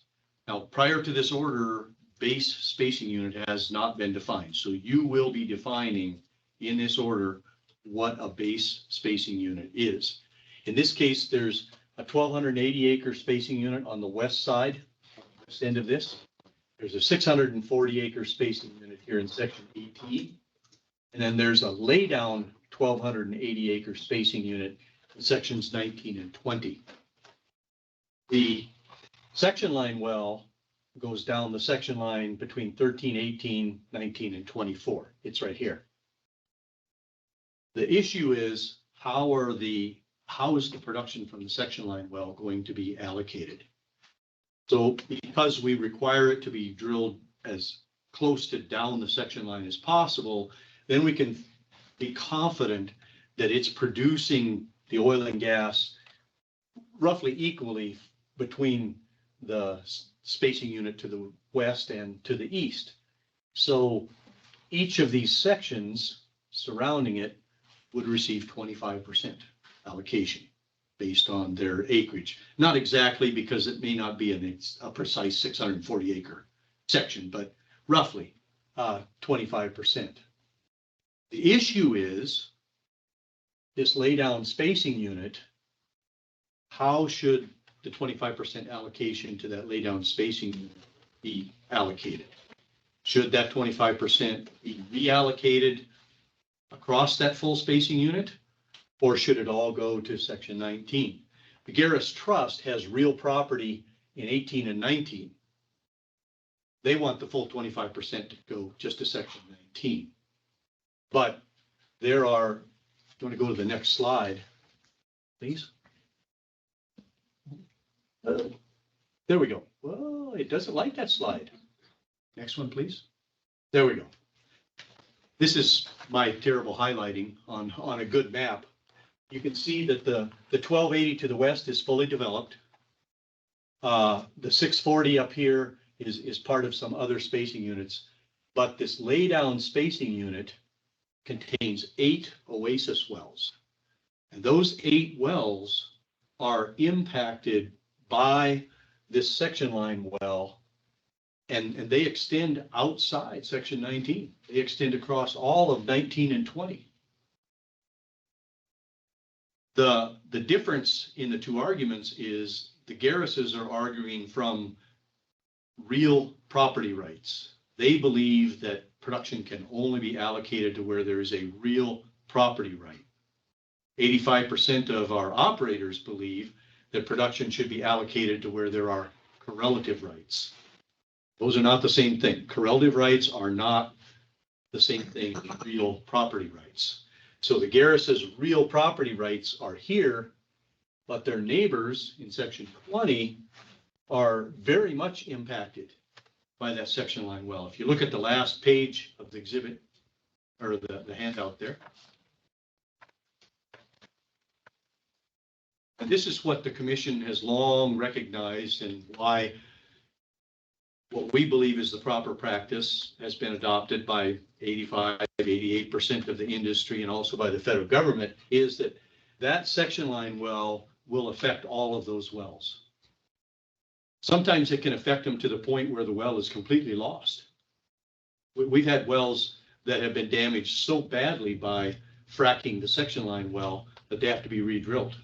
They have to be plugged and abandoned. In this particular case, this uncontroverted evidence was put in by Petro Hunt. This particular section line well caused a 1% reduction in the production of one well, had no effect on another well, and on the other 6 wells, it increased the production anywhere from 10 to 83%. So it's very clear they're hydraulically connected and their correlative rights are being impacted. That's the technical side of the whole story. Impacted positively in this case? In this case, overall, positively impacted. In the case of a couple of the wells, so let's imagine that Oasis has some partners. And those partners only participated in this well and that well, then they'd be negatively impacted. So the whole concept of correlative rights is to force pool these things together and to make sure that the production is allocated in a way that protects everybody's correlative rights, not just their real property rights, but their correlative rights. So the laydown only gets 25%. Correct. The whole thing. But the case from the Garris Family Trust was they thought it should have all stayed in the section that was in the 2560 as opposed to the 2560 plus another 640. Exactly. So if you back up a couple slides, that's that. And as you're saying, so the 85% agrees in correlative rights, which believes that it should be distributed across both those sections.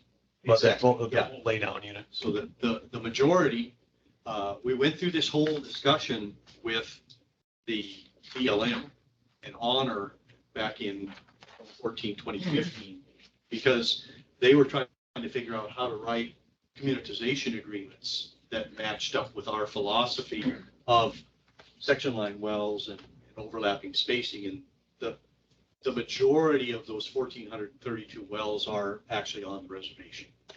That's the most heavily drilled and developed area of the Bakken, best geology. It was fully developed early on and has the most section line wells of any area. So we sat down with the BLM engineers and legal counsel for operators in North Dakota and agreed that this practice that 85% of the operators are following is the right practice. It protects the correlative rights, but it doesn't lump together all overlapping spacing units and create a daisy chain that allocates production to spacing units miles away. It stops with the base spacing units. And the definition, the new definition of base spacing unit is a existing historical spacing unit that already existed within the pooling area. Yes. So the definition that you will be adopting is in paragraph 31 of your order. A base spacing unit is the first spacing unit established for horizontal well development of the spaced lands, typically 320, 640, or 1,280 acres in nominal size. So it defines a base spacing unit. And so if somebody had, and we've got a case coming up where somebody's got a couple other overlapping spacing units that they've placed in here for topographic reasons or things like that, there won't be any reallocation to those. It'll just be to the base spacing units. Because the base spacing units on a section line should never equal more than 100%. It's the way to think about it. Yep. Right? I mean, it's going to be this scenario, or it's going to be 50-50, or it's going to be something. And if you started layering in others, you'd be trying to decide how do you go beyond 100% distribution? Yes, and because these section lines, all line up, you have overlapping spacing units overlapping each other, and pretty soon you create a daisy chain to where you're allocating production to somebody that's miles away and doesn't have any correlative rights in what happens on that section line. So this is probably a great first test case, because you've got the laydown, which then geologically probably performs differently because the tail of those 8 wells are up against the section line versus one horizontal well. Exactly. This is a great test case because it has one laydown base spacing unit in it, and the toes of those wells come up against the section line well. And Petro-Hunt did the work to show that they're hydraulically connected and that they have a varying impact from the section line well. And so then again, part of what's is powerful in this as a base or test case is that this is the actual well data from this case. This is not some theoretical modeling thing that said some wells go up and some goes down. This is the actual pre and post 90 days plus and minus when the section well went in. Correct. So, my engineers and geologists intuitively understood that there would be impacts, sometimes positive, sometimes negative, because geology 2 miles under the earth is not 100% predictable or modelable. But this is the actual data from the actual drilling of this section line well and the laydown base spacing unit and how it was affected. And so it in black and white, measurable terms, illustrates what we've been striving at all along, which is correlative rights are affected. I'm searching for the principle upon which 15% would stand, that just the real property rights would drive it, and leaving out the remainder of the spacing of the unit. And that's the only argument, Mr. Attorney General, that we've heard That's it. I mean, they on just that speak- side but they is don't- that, But they don't speak to the distribution of the minerals. It's just like, it should be whoever owns the property. And be damned to the fact that it spacing unit covers, it goes out beyond that. right, they're asking you to determine, number one, you don't have jurisdiction in the case, and the Supreme Court's already said you do. But also, they're asking you to determine that even though they are hydraulically connected to their neighbor by well bores, Yeah. that their neighbors have no correlative rights to this oil and gas production. Well, I think it would give you in just, I don't want to say from my common sense thing that, what are the two section numbers you've got there? 19 and 20? Yeah, so is their land is in 19? Correct. Okay, well then the oil that they wouldn't be entering a lawsuit unless they thought they should be getting more than they got, right? Correct. Well, whatever percentage of this whole unit just went up by 24%.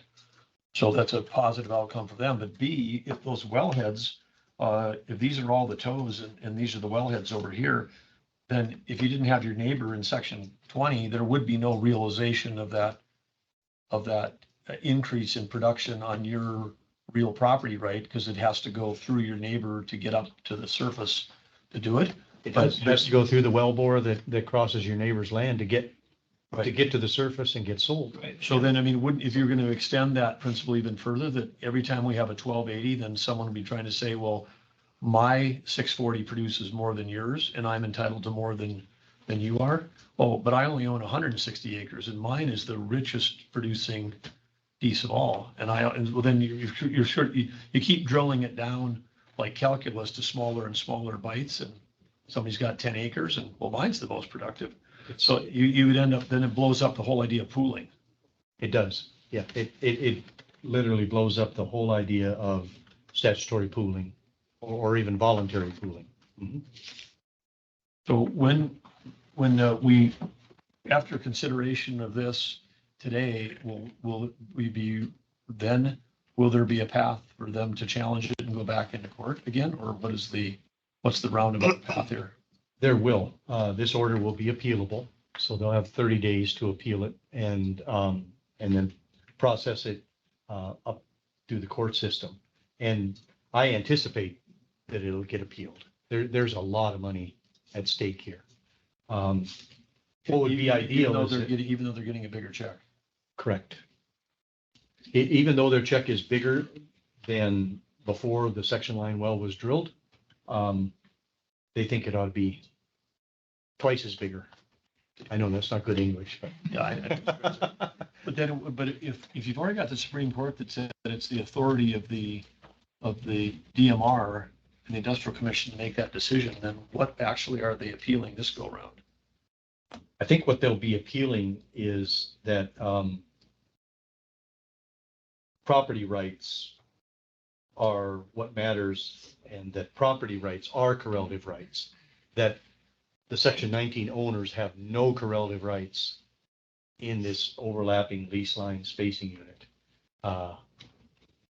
So it'll be a decision of the courts, whether you go strictly with real property rights or whether you go with correlative rights. And I believe that the reason the Supreme Court remanded it back to you and to us is they recognize that you need geologists and engineers and testimony to determine correlative rights. That you can't determine that based on a property rights ownership or a court case. You need geologists and engineers and data like you have on the last page of the handout to show that it's a correlative rights matter, and that correlative rights are not the same as real property rights. So that'll be the issue. Attorney General, any other questions? No. Makes perfect sense what you're describing. We Do we do have- have a case do we have that's a been vote? docketed that we have not heard yet that makes where the operator is making the opposite argument. And the mineral owners are making the same argument as Petro Hunt. I think we're going to try to accelerate that and get them both going through the court system at the same time so that your stance on correlative rights is clear in the two alternatives. Why would an operator be incented to be opposed to this? I think it makes their title work simpler. I think it's easier to understand. It's just easier title work and title opinions and division orders. What, going with, That doesn't seem like a good reason to blow up the whole system. going with the real property interest. only. Correct. Well, and good idea to get both cases going through similarly. So that other one was stayed, on the same principle that we needed to wait for a court decision. But it's ripe now to, in fact, I think we've docketed it, haven't we? We heard the jurisdictional hearing. Right. And then we stayed our decision until. But I believe we've docketed it for the facts to be put in front of us too. I think it's on the April docket. So do you have a motion for this one? I think we do. Yeah. I know Reese sent us one, but I don't know if we responded. Maybe. No. Oh dear. Okay.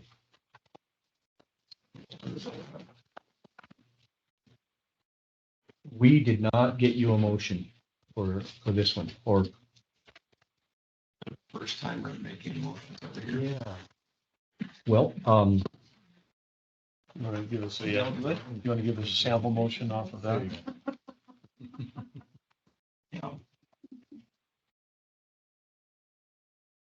This is it right here, right? right. Yeah. I move that, You're looking for approval? Approval of order number 33453. I would move approval of that order by the commission considering and interpreting its past orders relating to the pooling and allocating production from the noted well USA 153-96-13A-24-1HS, file number 31793, drilled and completed on a spacing unit with the Charleston Bakken pool described as sections 13 and 24, T.153N, R.96W, and sections 18 and 19, T.153N, R-95 West, Mackenzie County, North Dakota, Charleston, Keene Fields, including without limitation, orders number 30323 and 13922, or granting such other relief as may be appropriate. Yeah, and that's a solid motion because it affirms the pooling orders that do exactly what we have described here, the pooling order for the 2560 and the 1920, as well as affirming and approving the application of Petro Hunt to construe and interpret the commission's past orders. I didn't really mention it, but there was an amicus brief filed in the Eckler Dominic case, which also laid out this entire industrial commission philosophy. And that was part of the record in this case and is actually referenced in the findings of this order. And then, and Karen, for that motion, if you would include it as presented on attachment 19 for when you're doing the minutes. Okay, we have a motion, and I'll second it. Any questions or discussion? Call for the vote. Attorney General, Yes. Governor, Yes, motion carries. Thank you. Mark has a quarterly report, actually, a couple quarterly reports. But he's only going to present one. Let's jump to the fourth quarter report instead of the. Yes. The fourth quarter report contains the stuff that's in the third quarter report, so I didn't want to. Yep. Go over that one.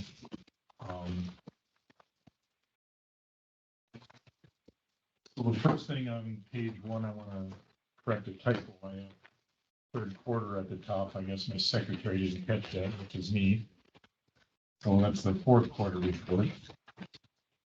I'll highlight a few things. The permits application that we received is 317 during the fourth quarter. The third quarter was 342. It's increase over the second quarter, which usually happens every year because they're off to get permits out so we can build locations before winter starts. This year, we issued 844 drilling permits.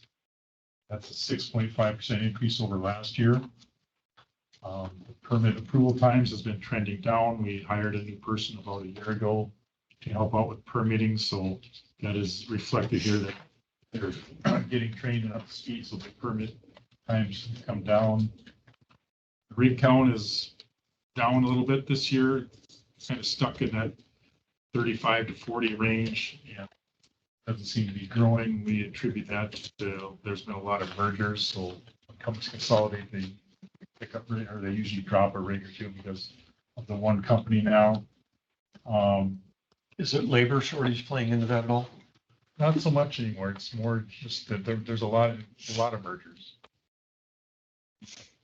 And is there scale issues or what's driving all the mergers? What's the scale, risk, capital? What's the? Well, conversations that we had in Houston in February, there's a small but aggressive group of North Dakota operators that see a lot of potential here in the new technologies and the things that are being done here. And they're acquiring as many of the smaller players as they can get. So, for example, Cord was a merger of Oasis and Whiting, and that created a large enough core company that they've now purchased Enerplus. And so, and of course you heard about the big one, Chevron acquiring Hess in order to get their Gulf of Mexico and North Dakota assets. So I think what's driving it is some of the larger core companies recognizing the long-term potential here and picking up the smaller guys that have tier 2 and tier 3 acreage. Is the regulatory environment such that they feel like is it like a bigger burden on the smaller guys and you need, bigger company and you've got more lawyers to push back on all the regs, or is there some of that cost that can be inflicted on? I've not heard that. What I've heard is that we've got the most streamlined regulatory environment in the nation. I'm at federal, not us. Oh, federal. Oh, yeah.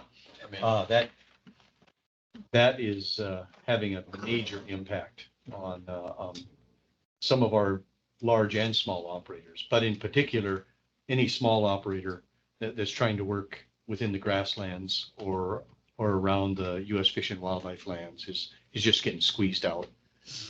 We had a hearing just last month where they talked about needing to include some U.S. Fish and Wildlife acreage, and their ability to convince the Bureau of Land Management that there was a drainage issue takes 8 years before they can, make that case and get the approval that it's drainage and get the leases offered for lease. And so only large companies can take that kind of time frame. A small company like Phoenix or Enerplus can't do that. They can't wait 8 years for leases. So. Do we think the rig count's going up in the Permian? It has been flat to slightly down for the last 5 or 6 months. So no, it's not going up nationwide. Of course, we're setting production records, but it's pretty much stabilized in the Permian. And in fact, I think, one of the things, and Mark's going to talk about low natural gas prices, but one of the things that's going to happen there is it's going to free up some rigs in the gas plays like the Marcellus and the Haynesville that may be looking to move to North Dakota since we're an oil play. So it's bad on one hand, but it may be good for us in terms of rig count going forward.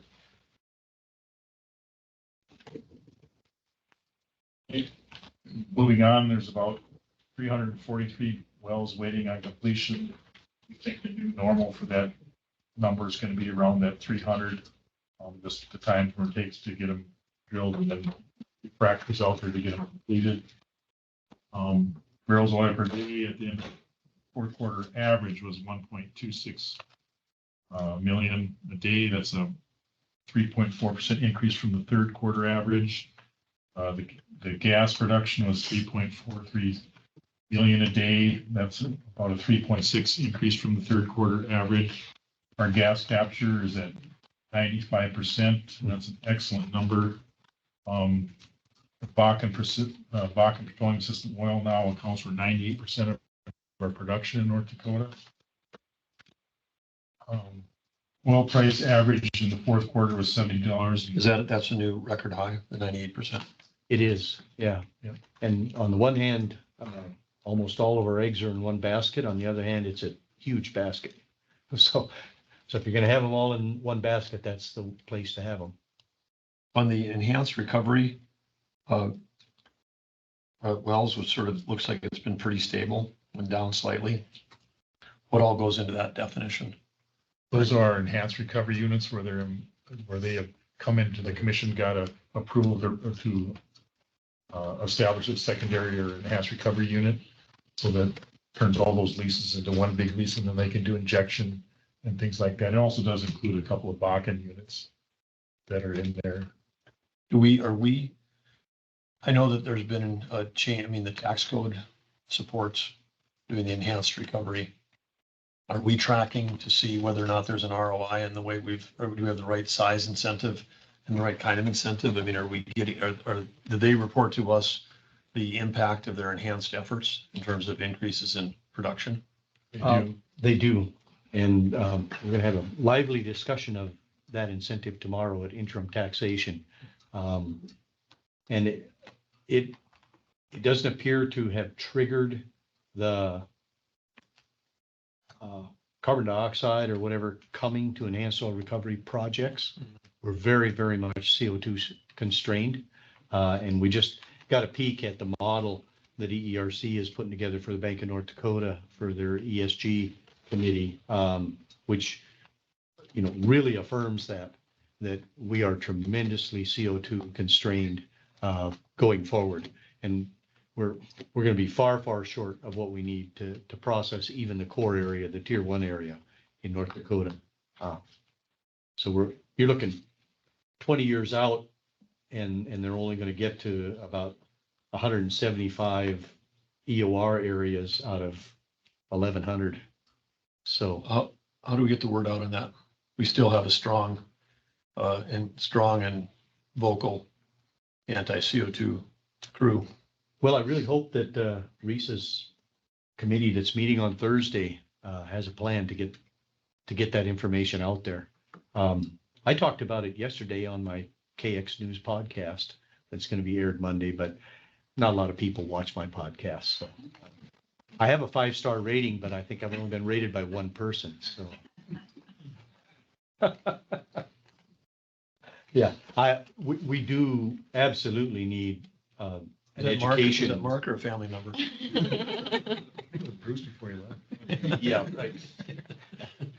They like to remain anonymous. So at any rate, it's really important that we get that education effort up and running because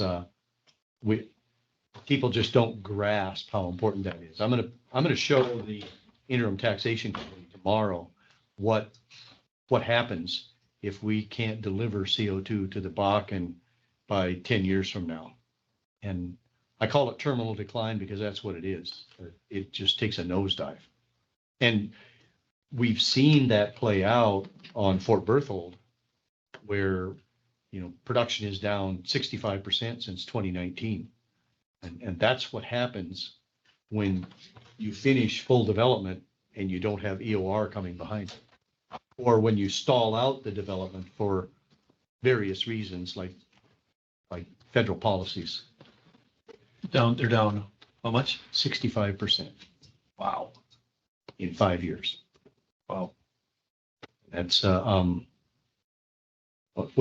the citizens of North Dakota can't afford that. It's just that simple. So. Okay.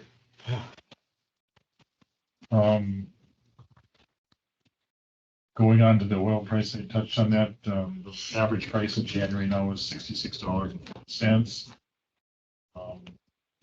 I want to point out that the gas price there, fourth quarter 2022 was $5.11. Fourth quarter average for this year is $2.39. The spot price today is $1.11. And that's, they were anticipating when that gas price was higher that the LNG terminals were going to be set up to export gas. And the Biden administration killed those. And you can see what that's done to the gas price. I don't think that was legal. I mean, it's this idea that you can issue executive orders and kill private capital and private, in legal products and legal markets where capital is already being amassed. I mean, it's a bizarre thing and it ought to be challenged in terms of either party existing, pushing out executive orders like that. I know the state of Louisiana they're challenged it, right? They filed litigation over that decision. Well, they should, and everybody should, because it's killing the market, kills the capital, which is what they want to do. And it's like, was there somebody in the old movie, The Manchurian Candidate, where they planted somebody in here? It's like, who in the Kremlin works for the Biden administration that said this would be a really good idea? Because the number one beneficiary of us shutting down LNG ports is Russia. And the number, and then who gets hurt is just myriad. It's us, it's Western Europe, it's all of our allies in the Pacific. Mm-hmm. I mean, everybody gets hurt on our team, and Russia gets help. So why do you do that? And then it kind of just blows over after a couple days. Yeah. I mean, we should be screaming that one from the rooftops. That is just. Alaska was actually had an idea that I hadn't heard, but Dunleavy's were going to build a pipeline out to the end of the Aleutians and have a port at the end of the Aleutians, where then that would take LNG ships to Japan, the Philippines, and South Korea. Now that's a bold, big idea. Mm-hmm. I mean, good luck getting that built. With the environmentalists running a gas pipeline out through the Aleutians, but that could be a bridge too far or an impossible thing, but. It's about trying to get our resource to our allies so they don't have to buy it from our enemies. It seems like a common sense thing. Those are the kind of solutions we need. Yeah. Dropping down the inspection and enforcement. Fourth quarter, we performed roughly 40,000 inspections out in the field. That's a very strong number. Down in the funds are all strong. I wanted to point out that the Oil and Gas Research Fund that was under our office is going to be under the Industrial Commission's office beginning July 1st, 2024. And we'll no longer have access to those numbers, but I believe Reese will be supplying those numbers.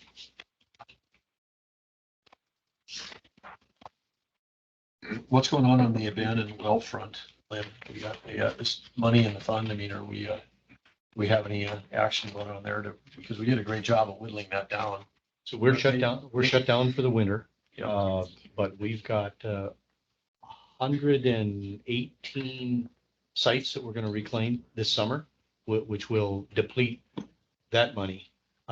We have submitted our application for formula grant funds, and so we've heard verbally that we're approved to get another 25 million. We changed gears on that with Department of Interior, and they seem very, very happy. We've had a long-term plan to deal with the 60s, 70s brine pond issue in Bottineau and Renville County. we're going to spend the bulk of that money and do that project over 2 years. Instead of spreading it over 5, 6, 7, 8 years using the abandoned well plugging site restoration fund, our proposal to Interior was to use most of the 25 million and just deal with that over the next 2 years. There are 25 million that they're. Their 25 million that they're sending. Well, that would be So- welcomed. Oh, yeah, yeah, it's a great idea. We've developed the technology to deal with it, you know, the salt tolerant cattails and the phytoremediation ponds and geofabric. I think I've shown you guys the Yes. engineering diagrams. We know how to do it. It was a matter of how quickly could we do it with the existing funds? And they've agreed that spending the bulk of this next $25 million tranche on that project and just taking care of it over two summer seasons was the right way to go. So Make sure we get some good before and after photos. absolutely, we've got some great drone photos at this point, and the follow-up ones they'll look fabulous. And are Northwest landowners involved in that? Because that was one of their original reasons for being was Yeah, they're salt well, lands. their comments were helpful with Department of Interior, and a lot of their members are involved and will benefit from that. Great. Moving on. Before you are off and away, we're not talking about your pending retirement today, or the re-recruiting of you for creating 5 first-round picks, and trying to get you to sign an extension on your bonus. But we should have something that goes in the record of where we've come on abandoned wells relative to all other states. And I know I'm not trying to create more work, but I think it'd be great to have in the NDIC record, great to have your team do it while you're still here, because it's one of the stories which we need to tell. And we have an entire section of our website that's devoted to that. So the information's there. How well we're marketing it is another question, but we are going to talk about it at the Wilson Basin Conference in a couple of months. And you're right, what an awesome story. We invented it here. With the CARES Act money, and then it became the nationwide regrow program. So all the states are benefiting from what we figured out how to do here. Some are benefiting more. They got a lot more money. Way more money. I haven't got a thank you note. Have you gotten a thank you note? I haven't received that yet. I From Pennsylvania? think it's probably in the mail. Kentucky and Pennsylvania owe us a. How much did they get? They each got approaching, I mean, I gotta think here. 500 million in that neighborhood, something like 20 times what we got. Yeah. Well, good for them. Yes.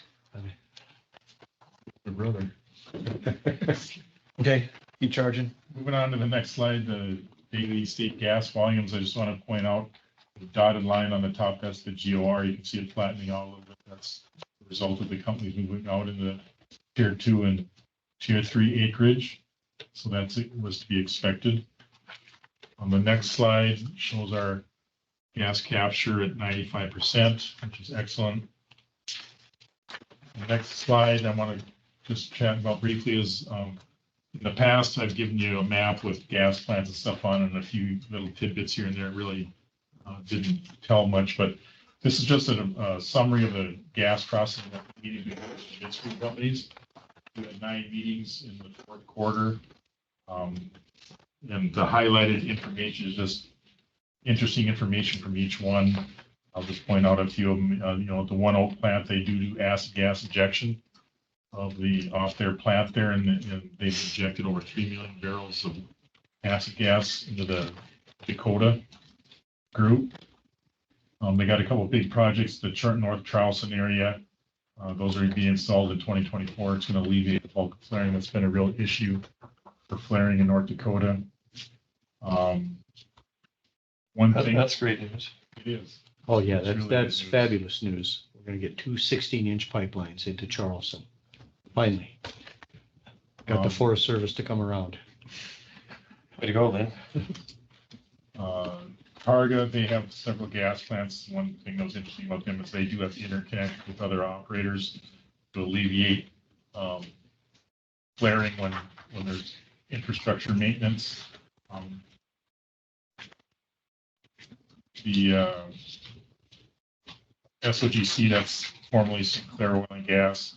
They're not a midstream company, but they have a lot of flaring issues, so we bring them in and talk to them about their issues, and that is directly related to that stuff up in the Badlands where the train is Forest Service, it's just difficult to get lines in there. On the second page, Petron's Little Knife Gas Plant, they are going to start acid gas injection this year. We had a hearing last year and got that approved, so they're going to begin doing acid gas injection at that plant. Liberty up on the north side lake, they did do an expansion in Q4 2024 at 25 million cubic feet per day expansion. That's a county line gas plant. Kinder Morgan, their Watford City area, they plan to do an expansion in 2027. They also have several interconnects with other midstream operators, and they do attempt to offload gas during turnarounds. Flatirons plant, I thought was interesting. They self-generate their own power on site. They do sell their NGL Y-grade to local markets to support local energy and agricultural industries. That's very interesting. The next slide you've seen many, many times. Just the gas processing capacity, it's still expected to, our need is expected to double, or our production is expected to double by the mid-30s. So we're going to need more gas plants to process that gas. I think there's a little green sliver on top of there. Yep. That's exciting. That's the first new gas plant that's been announced for a while. And that's going to be a HEFS plant south of Tioga. A new design, a modular system.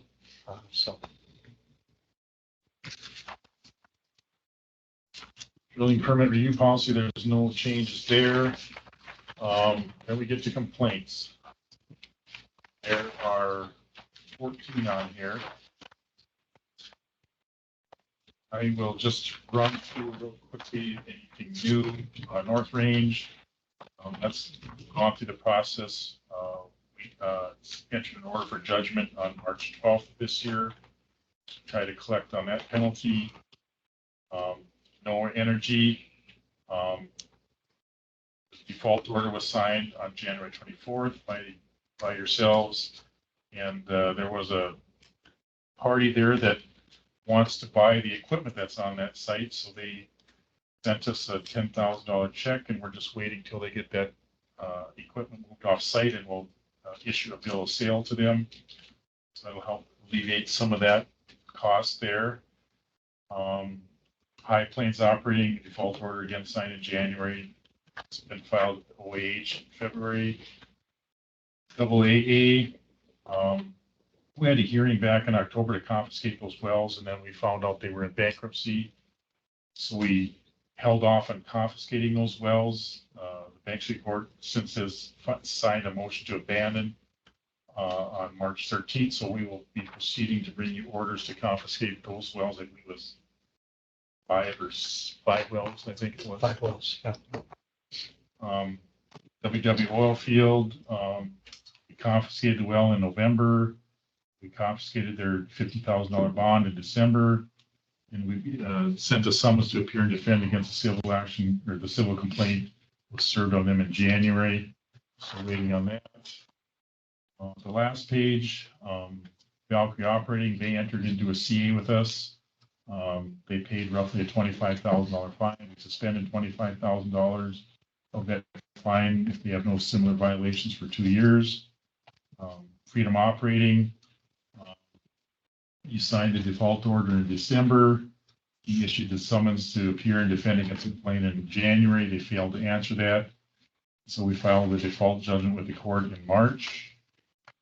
Whiting Oil and Gas, they signed a CA with us in February, agreeing to pay $196,000, approximately $197,000 fine. We suspended an equal amount for 2 years if they have no similar violations.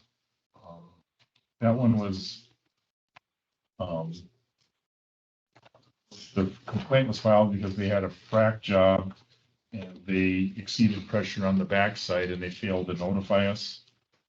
So that was quite egregious. There's a rule that requires if they exceed a certain amount of pressure on the backside, they have to let us know.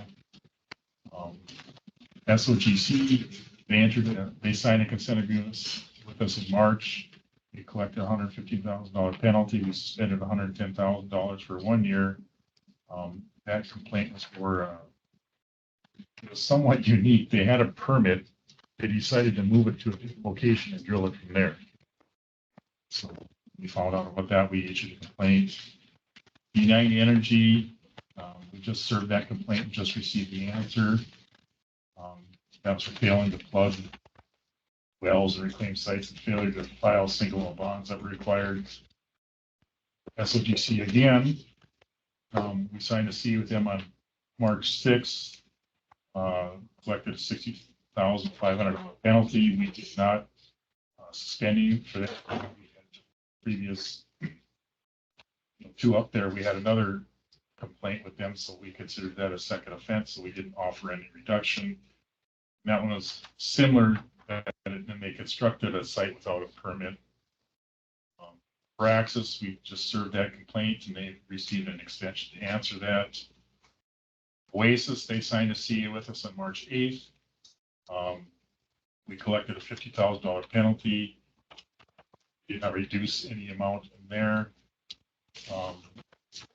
They had 4 wells where they violated a permit stipulation, all 4 of them, so we didn't offer a suspension amount on there. And the last one, Henry Hill, that's new. We just issued the complaint on March 7th. The council for them has reached out to us to set up a meeting, which usually results in a consent agreement. That was the reason for that penalty, or the complaint was they built a pipeline without notifying us. Installed a pipeline. That concludes my report. You. It's just time in the complaint world, but a lot of these, 1, 2, 3, 5 of these will come off. Yeah, it's like you're wrapping a lot of them up. Okay, does that conclude things from DMR? That's all the DMR. We have the legal update.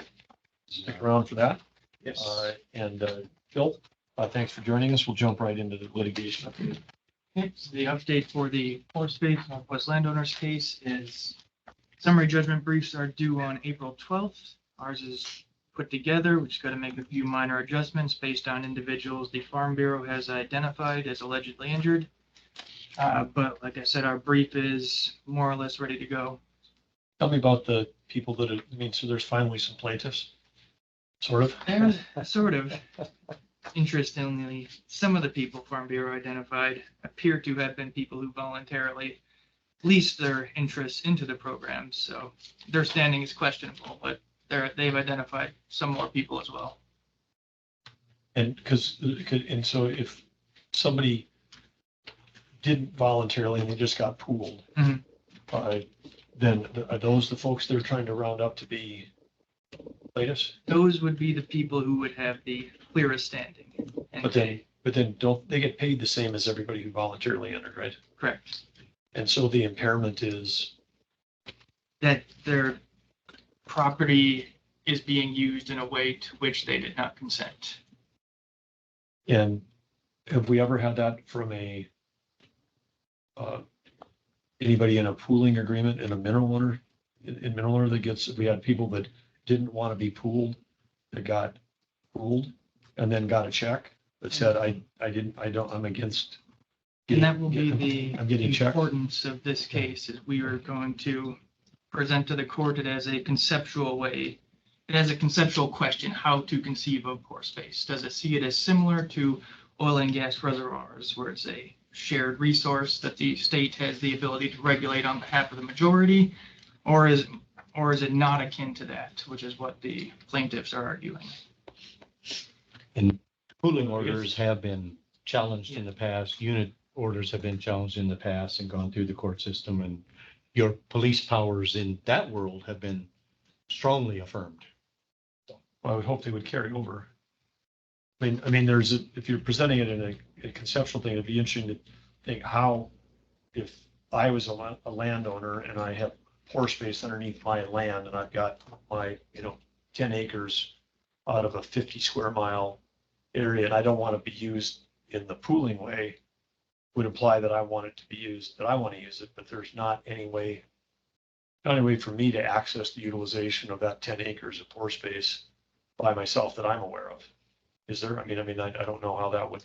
The way we conceive of it is, does one individual owner have the ability to veto the development of a pore space reservoir for everyone? Or does the state have the ability to facilitate the majority's development? That is the question that will be presented to the court.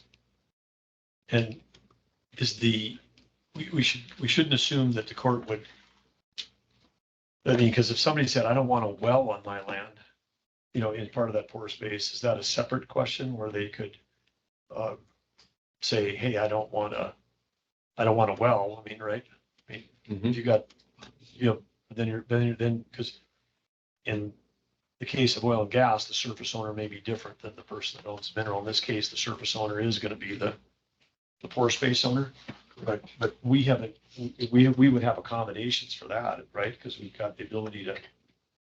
As of right now, the dispute doesn't include drills. It just includes the concept subterranean pore space. One interesting aspect, Governor, that's just recently cropped up is a case in Cook County, Illinois, where Archer Daniels Midland has been sequestering CO2 for years and years. They did it on their own land, but they've now been challenged in court by the neighbors, claiming that the CO2 is actually going under their land, and they should be compensated for that. That'll be interesting because the approach Illinois took was to let EPA regulate it. EPA has no amalgamation powers whatsoever. They just deal with the well bore. So you go out and put a well bore on a piece of property that wants it, and then it's every man for himself to try to prove that there's CO2 under their property. So that'll be an interesting contrast to the fairness police power approach that North Dakota has taken. Yeah, and in the approvals that we've made of the multiple underground storage areas, that always includes monitoring. Correct. Of it, so everybody knows where it is and where it's going, and everybody's getting paid whether there's CO2 there or not. Correct. Yeah. Okay. Well, this is obviously a case of critical importance. Appreciate all the effort you've put into it.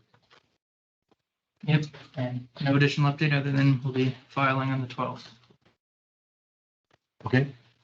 Number 2, NDIC versus Department of Interior. We had a status conference February 9th.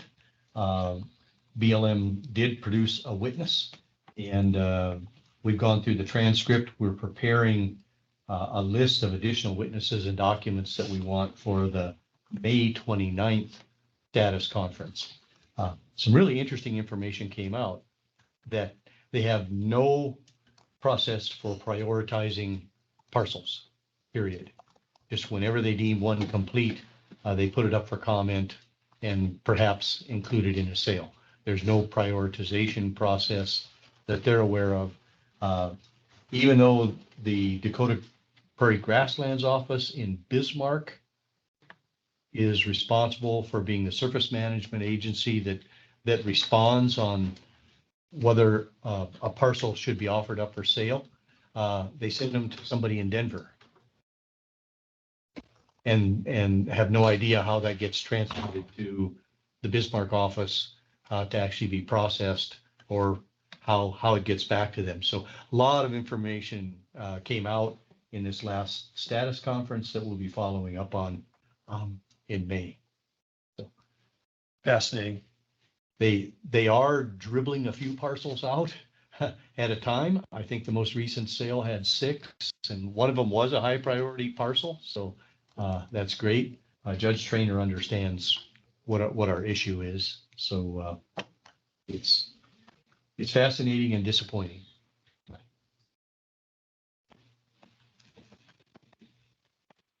Any questions? When, there's an appeal going on, right? Or isn't there in this case, or is this the? I believe they dropped their appeal. They voluntarily dismissed. They voluntarily did. dismissed the appeal. Because and they so- knew they couldn't win. So then now they're trying to win it through bureaucratic, Foot dragging. that's a polite word. But that's effectively what they're doing. I mean, they're effectively complying, we're complying, but we're not complying. They're minimally complying. And our effort with Judge Trainer is to try to get an order that directs them to, get this thing going and get it processed. They talked about the fact that they only have the personnel and capacity to deal with maybe 20 parcels a year. Right. And yet they're receiving 40 nominations a quarter. So even though there's and there was all sorts of objections and arguing about how many parcels were in the backlog, but when it came down to it, it's somewhere between 400 and 700. Yes. And growing. And so we're not the only people frustrated with it. I think Judge Trainer is as well, and we just need to put information in front of him that he can produce in a court order. But they are complying with FLIPMA just as little as possible.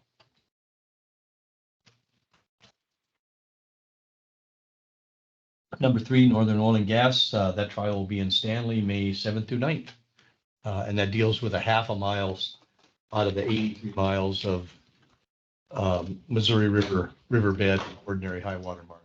It'll be a duel between the two experts, our expert from Wink, who did the work for the Industrial Commission, versus an individual that they've hired who did some river flow modeling work.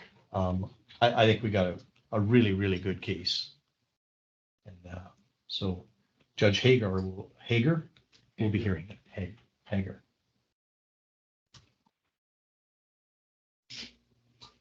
Okay, federal regulatory update. BLM RMP, we're waiting on a final plan.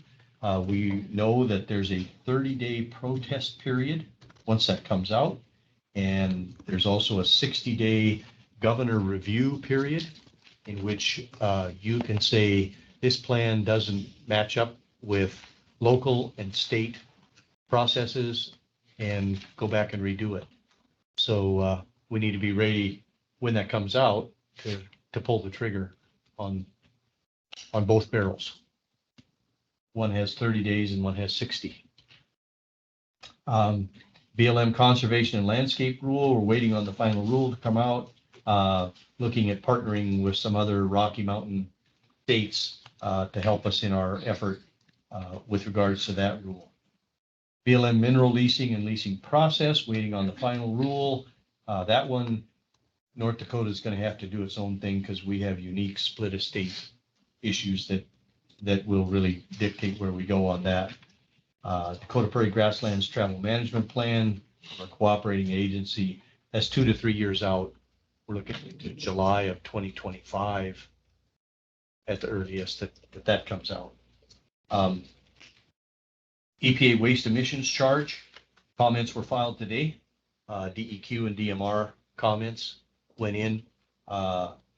Maggie did a really nice job of putting that together. She worked with Chris Colclaser out of their Denver office and Dave Plott's office and my office to put that together. We're talking hundreds of millions of dollars of impact in North Dakota to companies that operate lots of marginal wells. So it has the potential to kill more than 2,200 marginal wells in North Dakota if those charges go through. And I've got a copy of our comments here. I think I'll just point out a couple of the enormous glaring flaws. One is that this charge is going to be based on what's called Subpart W filings. And the subpart W rules aren't even coming out till August 23rd. So they're putting this rule out, closing the comment period before they even define how the information that is going to set these waste charges is filed by the oil and gas operators. So it's just completely out of order. It completely, I guess you would say, it conflicts with the Quad O, A, B, and C rules that recently that they've put out. It doesn't match up with those. And probably the one that makes me chuckle the most is that they require that an operator aggregate all of their facilities in a basin and call it a facility. So if you're an oil and gas operator in the Williston Basin, you have to aggregate everything that you operate in the basin and call it a facility. And then that's what the waste charges will be based on. Now, what they forgot was the Williston Basin actually extends into Canada where they have no jurisdiction. And we have operators that operate on both sides of the line. So we think we got a pretty good basis for a legal challenge if we need it. We've asked them to withdraw the rule and start over on the basis that it's untimely, that it doesn't match up with Quad O, that it grabs back the delegated authority that they've given to our DEQ, and that it makes no sense to apply things on a basin-wide basis when your basin extends to across a boundary that's outside your jurisdiction. And those are just the big arguments. Number 6, Roman numeral 6, the PHMSA pipeline safety emission rule, waiting on the final rule, looking at states that we can partner with that are our PHMSA partners, and I'm sure we'll find some like Arkansas. Roman numeral 7, DAPL draft environmental impact statement. No comment? Nothing new. Nothing new. We're expecting fourth quarter to hear on that. Number 8, BLM venting and flaring. We're waiting on that rule to be published. We were expecting it first quarter. We're now thinking second quarter, but we don't know how quickly they can push these things through their grid. Roman numeral 9, the SEC climate rule. That's securities. No, yeah, so we're in litigation against that. It was, lawsuits were filed in 6 different circuits, and because of how that statute works, then the courts did a lottery. They put a ball in a little wheel, and they picked which circuit they picked, and they picked the 8th Circuit. So it's coming here, and we're in a coalition of other states We who will won be the lottery. challenging it.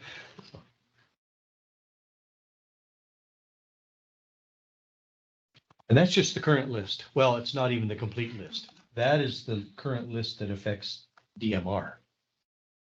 It's a much longer list when you add DEQ and water resources and everybody else. We're up to 27. Up to 27. You have to use a very small font to get it on one page. So we're drinking from a fire hose. I heard earlier the Attorney General is ready for the fight.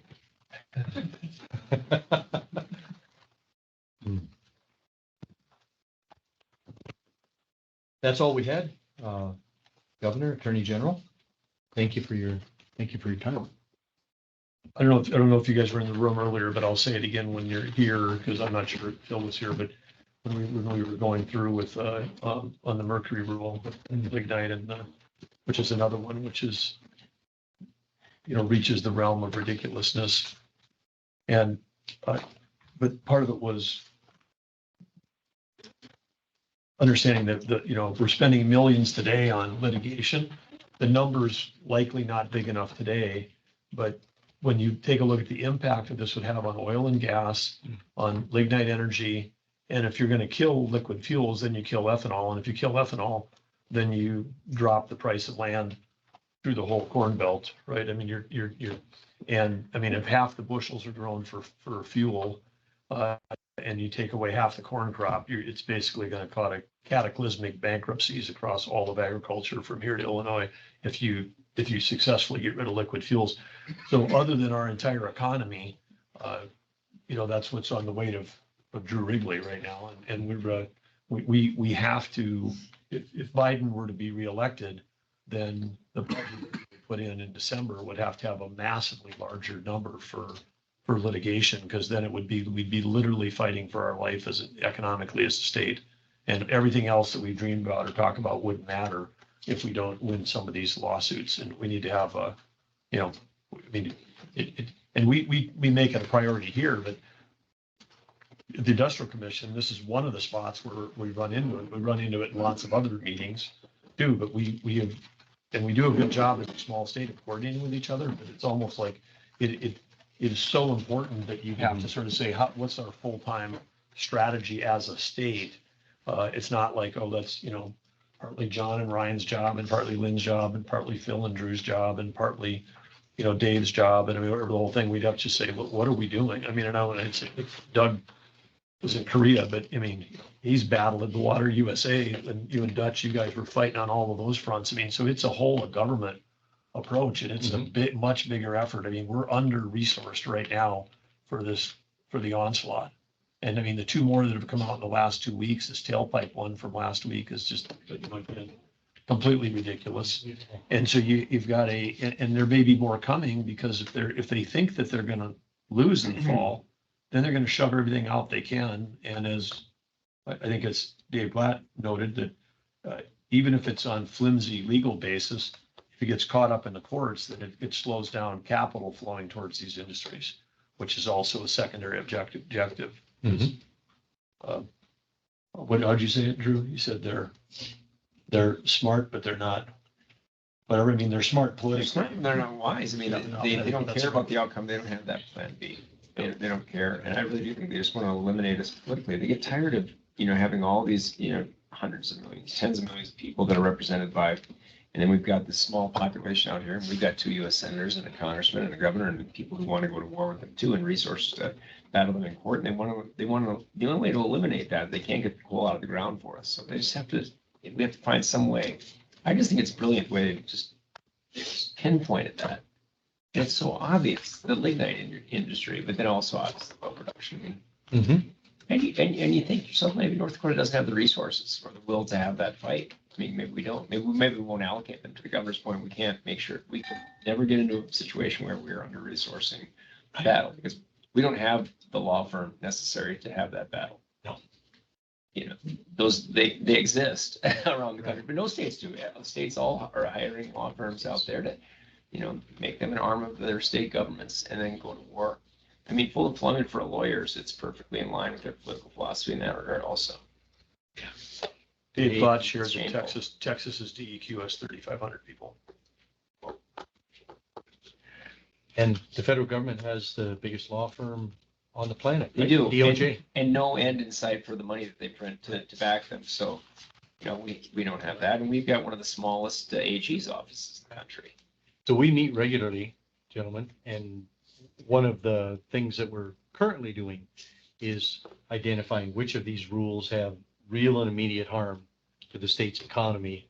And, so we're not going to go after a stay or injunction on every rule, because, some of them you just file your litigation and it plays out. But there are some cases where if it gets litigated for 4, 5, 6 years, the harm has already devastated the North Dakota industry or economy or capital.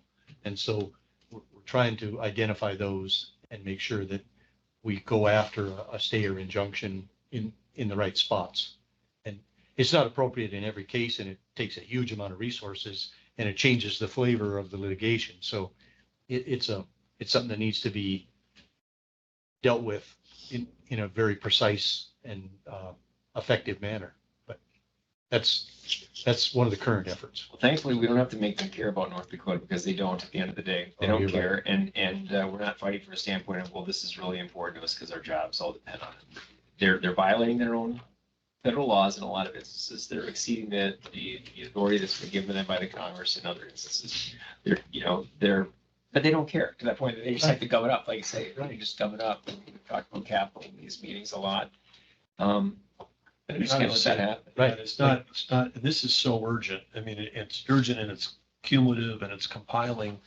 And if, when the legislature comes back, the money, that doesn't money show up till July 1 of 2025. If we don't have the resources to do this thing now, then we should be calling a special session. I mean, or calling the leaders and saying, you guys use up your 4 days and come back, because Drew needs help and he needs it now, because it's just like, it's like, you have the same fixed number of resources, but then the battles, the last 3 months. Yeah, just going up and up and up. Not unique in that front, and I So appreciate. then we're like the frog in the hot water, and that's Yeah. exactly what they want. And if they're coming at you from 27 directions, if we knock down 20 of them, the 7 that make it through could take out an industry.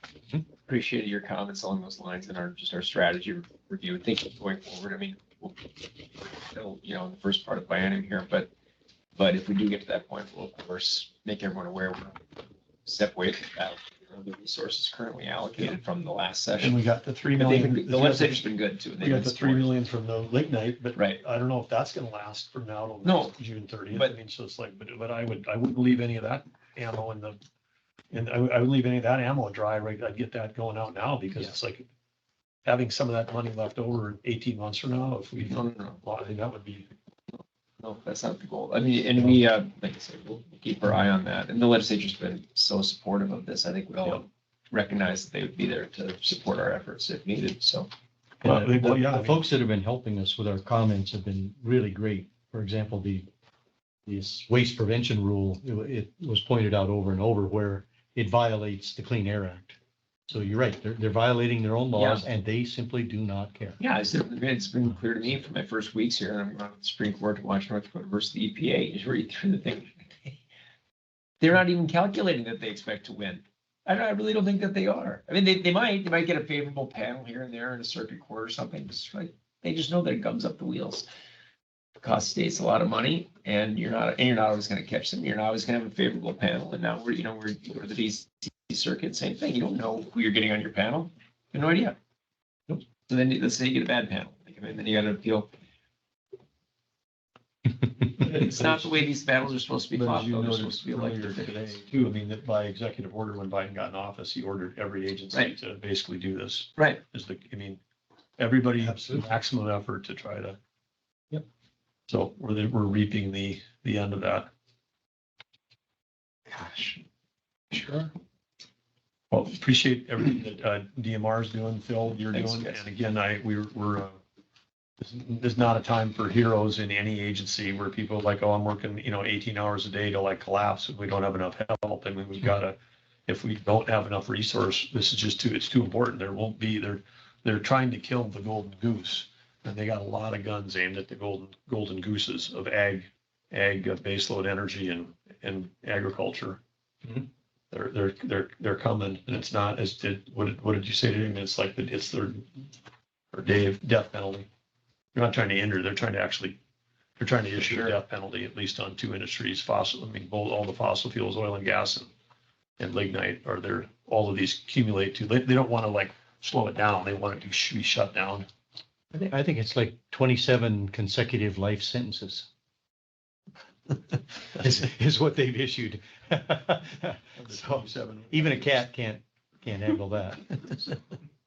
No kidding. Okay, well, industrial commission team, thank you guys, and we're. Thank you. If there's no other business, we're adjourned. Thank you. Thank you.